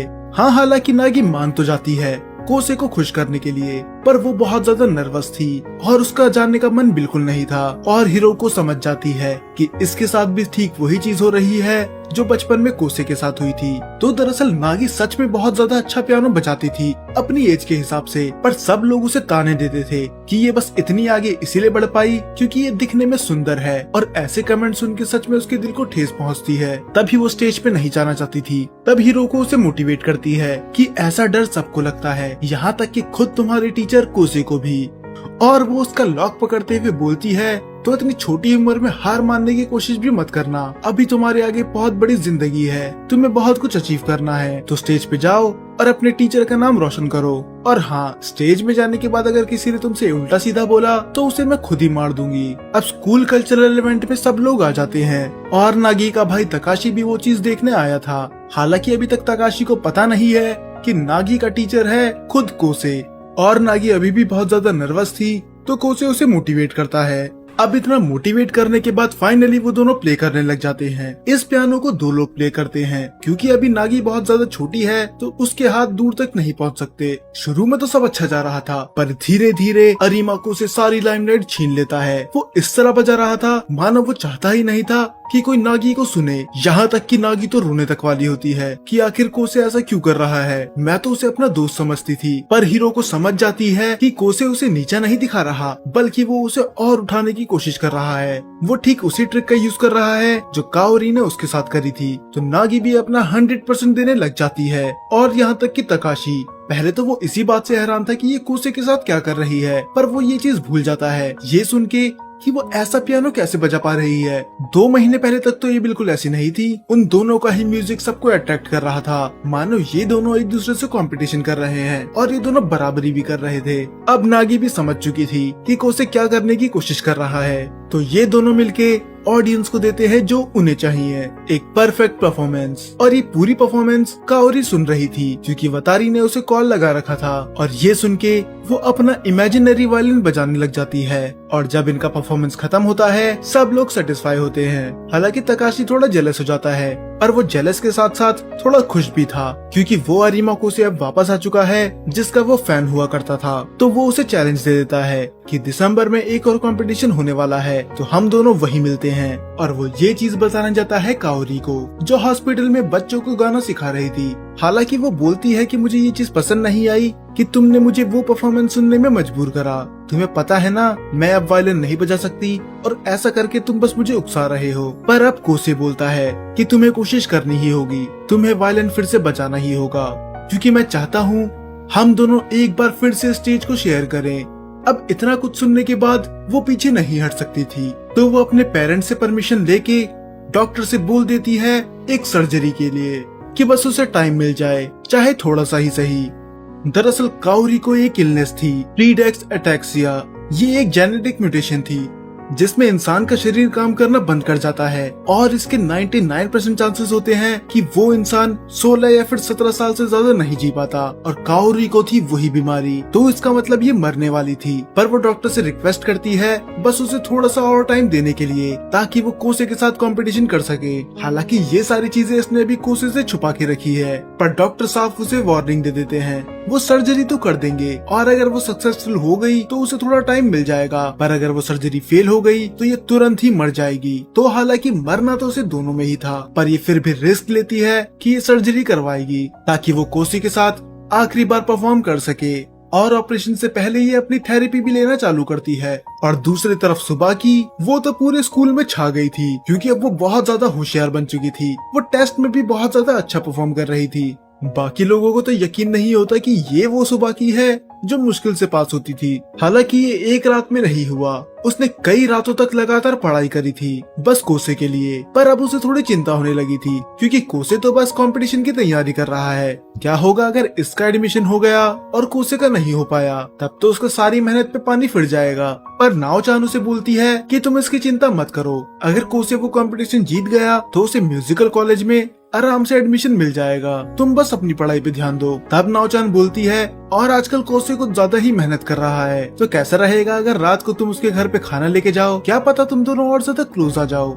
और एक और चीज, ये एनिमे में कंफर्म है कि नाओचान ने आज तक किसी को डेट नहीं करा, पर पता नहीं ये इतनी सारी एडवाइस लाती कहाँ से है। तो सुबह की रात को जाती है खाना लेके उसके घर पे, और उसे तो सच में खाने पीने का कोई होश था ही नहीं। वो तो जमीन पे ऐसे ही पड़ा हुआ था और उसके बाल भी इतने बड़े हो गए थे, तो सुबह की वो खुद काटती है। हालांकि वो अब भी काओरी से थोड़ी जेलस होती है, पर फिर भी वो कोसे के लिए खुश थी कि वो इतनी मेहनत कर रहा है। और अब कोसे भी बहुत ज्यादा इम्प्रूव कर चुका था। अब वो कंपटीशन में इतना नर्वस नहीं रहता था, बल्कि अब तो उसने और दोस्त भी बना लिए। अब वो काओरी से बस तभी मिलने जाता था जब वतारी वहाँ पर ना हो। तो एक दिन अकेले में सुबह की उससे पूछ ही लेती है कि क्या तुम काओरी को पसंद करते हो, और वो एडमिट कर लेता है कि हाँ मैं उसे पसंद करता हूँ। और अब वो उस पे गुस्सा हो जाती है। वो बोलती है कि तुम्हें पता है ना कि काओरी वतारी को पसंद करती है, तो तुम उसके पीछे क्यों पड़े हो, जबकि तुम्हें पता है कि तुम दोनों का कुछ नहीं होने वाला। काओरी तुमसे प्यार नहीं करती, और अगर कोई लड़की तुमसे प्यार करती भी है तो वो हूँ बस मैं। और ये सुन के कोसे हैरान हो जाता है। गलती से ही सही, पर सुबाकी ने एडमिट कर लिया था, पर वो उसे लात मार के वहाँ से भाग जाती है। और कोसे को ये लगता है बस वो मजाक कर रही है, पर वो मजाक बिल्कुल नहीं था।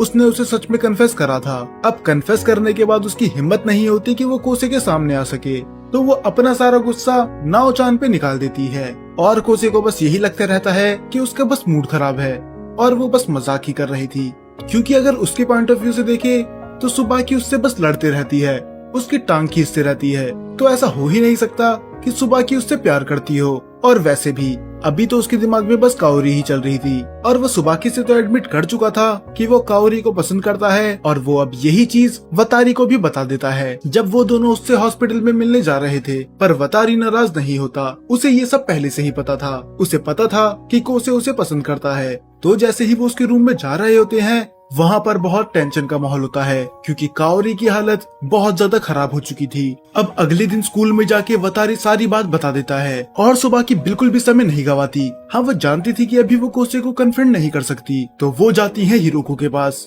ताकि वो उसका ध्यान रखे। और खुद हिरोको भी डरी हुई थी, क्योंकि कोसे के साथ फिर से वही चीजें हो रही थी जिनसे वो गुजरा है। हिरोको को बहुत ज्यादा चिंता हो रही थी, पर वो दिखाती नहीं। वो भी बस ब्रेव बनने का नाटक करती है और बोलती है कि तुम्हारा कंपटीशन नजदीक है और तुम यहाँ पर आराम कर रहे हो। पर कोसे पूरी तरह से टूट चुका था। वो बोलता है कि म्यूजिक ने फिर से मुझसे सब कुछ छीन लिया। पहले मैं म्यूजिक बजाता था अपनी मॉम को खुश करने के लिए, पर वो नहीं रही। और इतने सालों बाद जब मैं उस चीज से उभरा और मैंने किसी और लड़की से प्यार करा, तो अब वो भी मुझे छोड़ के जा रही है। हिरोको को समझ में नहीं आता कि वो क्या करे, तो अभी वो उसे ज्यादा फोर्स नहीं करती। और जब 1-2 दिनों बाद वो स्कूल जाता है, तब उसे मिलता है एक लेटर, जो कि होता है काओरी का, जिसमें उसने लिखा था कि मुझे वो चॉकलेट चाहिए जो कोसे हर बार लेके आता है। तो फाइनली कोसे उससे मिलने चली जाता है और वो दोनों जाते हैं हॉस्पिटल के टॉप रूफ पर। कोसे उससे बोलता है कि अब वो कंपटीशन से पीछे हट रहा है, पर काओरी उससे बोलती है तुम अब पीछे हट रहे हो, मुझे इतनी होप देने के बाद तो तुम्हारी वजह से मैं सर्जरी करवा रही हूँ।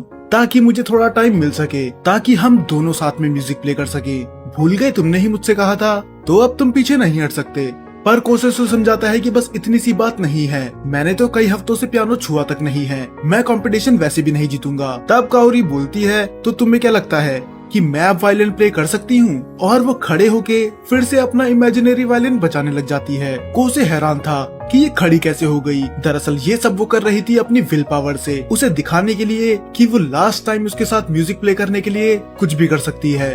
हालांकि वो ज्यादा देर तक खड़ी नहीं रह पाती, पर कोसे उसे पकड़ लेता है। अब इतनी देर से ये स्ट्रांग बनने का बस नाटक कर रही थी, पर अब ये धीरे धीरे टूटने लगी थी। वो बोलती है कि मुझे तुम्हारे बारे में बस कुछ ही चीजें पता है, मुझे ये नहीं पता कि तुम्हें क्या कलेक्ट करना पसंद है या फिर तुम्हारा फेवरेट एनिमे कौन सा है। कभी कभार तो मुझे सुबाकी से जलन होती है कि वो तुम्हें कितने अच्छे से जानती है, उसे तुम्हारे बारे में एक छोटी छोटी चीज पता है। काश मेरे पास भी इतना समय होता कि मैं तुम्हारे बारे में इतना जान पाती। और ये बोल के वो अपने आंसुओं को नहीं रोक पाती। अब वो फाइनली एडमिट कर लेती है कि वो डरी हुई है, उसे कोसे से अलग नहीं रहना। तो अब वो दिन आ चुका था जब काओरी की सर्जरी और कोसे का कंपटीशन होने वाला था। अगर काओरी की सर्जरी सक्सेसफुल हो गई और कोसे कंपटीशन जीत गया तो फ्यूचर में ये दोनों साथ में प्ले करेंगे। और कोसे पूरी तरह से टूट चुका था, उसका पियानो प्ले करने का बिल्कुल भी मन नहीं था, पर वो करेगा काओरी के लिए। और खुद हिरोको भी सोचती है कि अगर कोसे यहाँ पर फेल हो गया तो उसका पूरा करियर बर्बाद हो जाएगा। पर देख के लगता नहीं कि इस बार वो अच्छे से बजा पाएगा। अब उसका नंबर आ जाता है और वो पियानो स्टार्ट करने से पहले ही रोने लग जाता है कि क्या सच में वो फिर से अकेला हो जाएगा। पर तभी उसे ऑडियंस में से आती है सुबाकी की चीखने की आवाज, और उसे रियलाइज हो जाता है कि नहीं, वो कभी अकेला था ही नहीं। उसके दोस्त हर बार उसके साथ थे, उसे सपोर्ट करने के लिए। उसके दोस्तों ने कभी उसका साथ नहीं छोड़ा, तो वो भी काओरी का साथ नहीं छोड़ेगा। और वो पियानो प्ले करने लग जाता है और सब देख सकते थे कि उसके पियानो में कितना दर्द है। वो बहुत ज्यादा ब्यूटीफुल और बहुत ज्यादा पेनफुल था। और ये पियानो वो बजा रहा था काओरी के लिए। वो बोलता है, क्या मेरा म्यूजिक तुम तक पहुंच रहा है? अब अचानक से ही प्ले करते करते वो एक अलग दुनिया में ही चले जाता है, जहाँ पर वो बस अकेला था। और वहाँ पर आती है काओरी और वो उसके साथ वायलिन प्ले करती है। दोनों ही अपना 100% दे रहे थे, मानो ऐसा लग रहा था वो हॉस्पिटल रूम से निकलकर उसके पास आ गई हो। और फाइनली वो वायलिन प्ले करते करते वहाँ से गायब हो जाती है और कोसे रोने लग जाता है। अगर आपको ये समझ में नहीं आया तो इसका मतलब ये है कि ऑपरेशन फेल हो चुका है और काओरी अब हमारे बीच में नहीं है। पर वो बजाना बंद नहीं करता, वो नहीं कर सकता। वो चाहता है कि ये म्यूजिक सीधा हेवन में पहुँचे, ठीक काओरी के पास। फिर हमें दिखाया जाता है कि अगले दिन वो काओरी के ग्रेव में जाता है और काओरी के मॉम डैड देते हैं कोसे को एक लेटर, पर उसकी कभी हिम्मत ही नहीं होती कि वो उसे खोल के देखे। ये लेटर उसे मिला था फरवरी में और अब आ चुका था अप्रैल। और दूसरी तरफ इतने दिन हो चुके थे और सुबाकी ने उससे बात नहीं करी थी। जब से उसने कोसे को कन्फेस करा है तब से ये उसके सामने तक नहीं गई। और वो नाओ-चान से बार बार जिद करती है कि प्लीज जाके देख क्या उसने खाना खाया है फिर नहीं खाया, क्या वो बाल काट रहा है, वो ठीक भी है या फिर नहीं। तब नाओ-चान साफ मना कर देती है कि मैं ऐसा कुछ नहीं करूंगी। अगर तुम्हें उसकी इतनी ही चिंता है तो तुम उसके पास जाओ, वैसे भी तुम उससे दूर नहीं रह सकती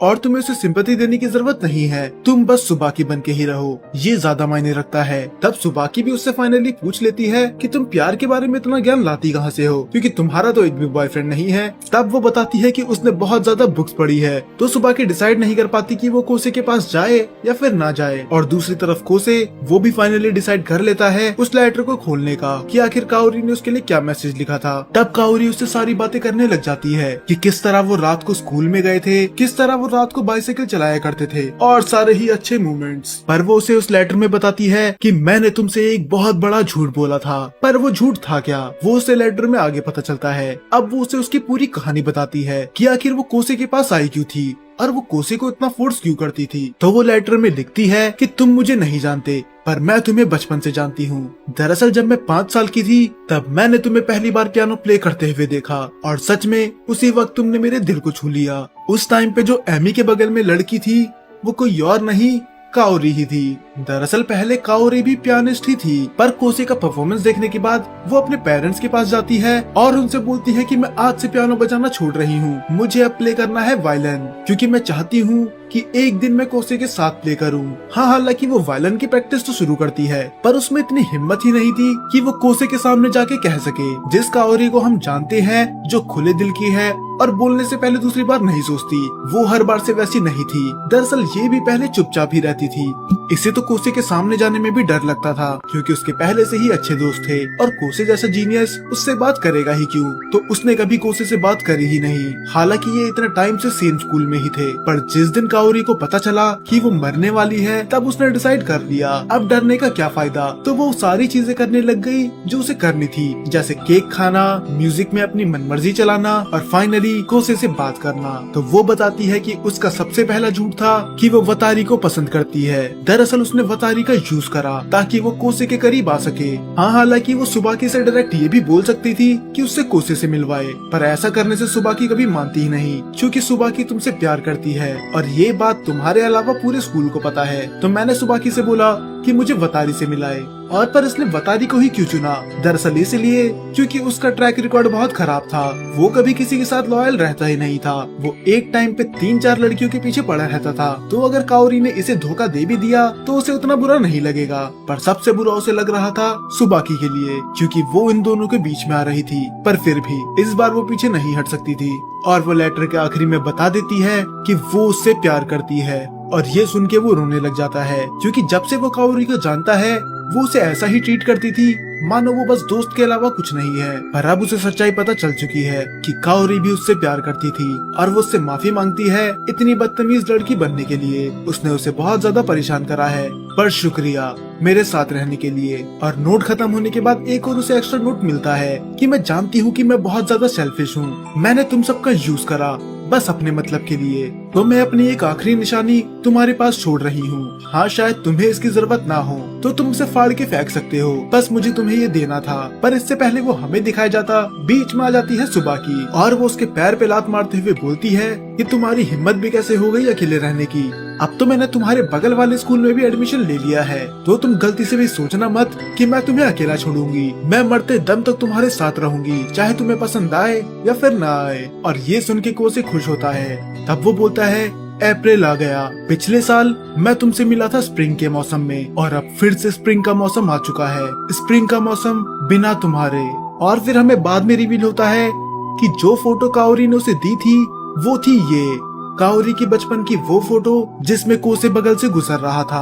और ये चीज इमोशनल इसलिए भी थी क्योंकि काओरी ने फोटो वतारी के साथ खिंचाई थी, सुबाकी के साथ और नाओचान के साथ भी, पर उसकी एक भी फोटो नहीं थी कोसे के साथ। और अब बस यही एक ऐसी फोटो है जिसमें वो दोनों साथ में हैं। उस टाइम पे ये काओरी को नहीं जानता था, पर उसे नहीं पता था कि ये लड़की उसकी पूरी जिंदगी ही बदल देगी। और इसी के साथ ये एनिमे खत्म हो जाता है।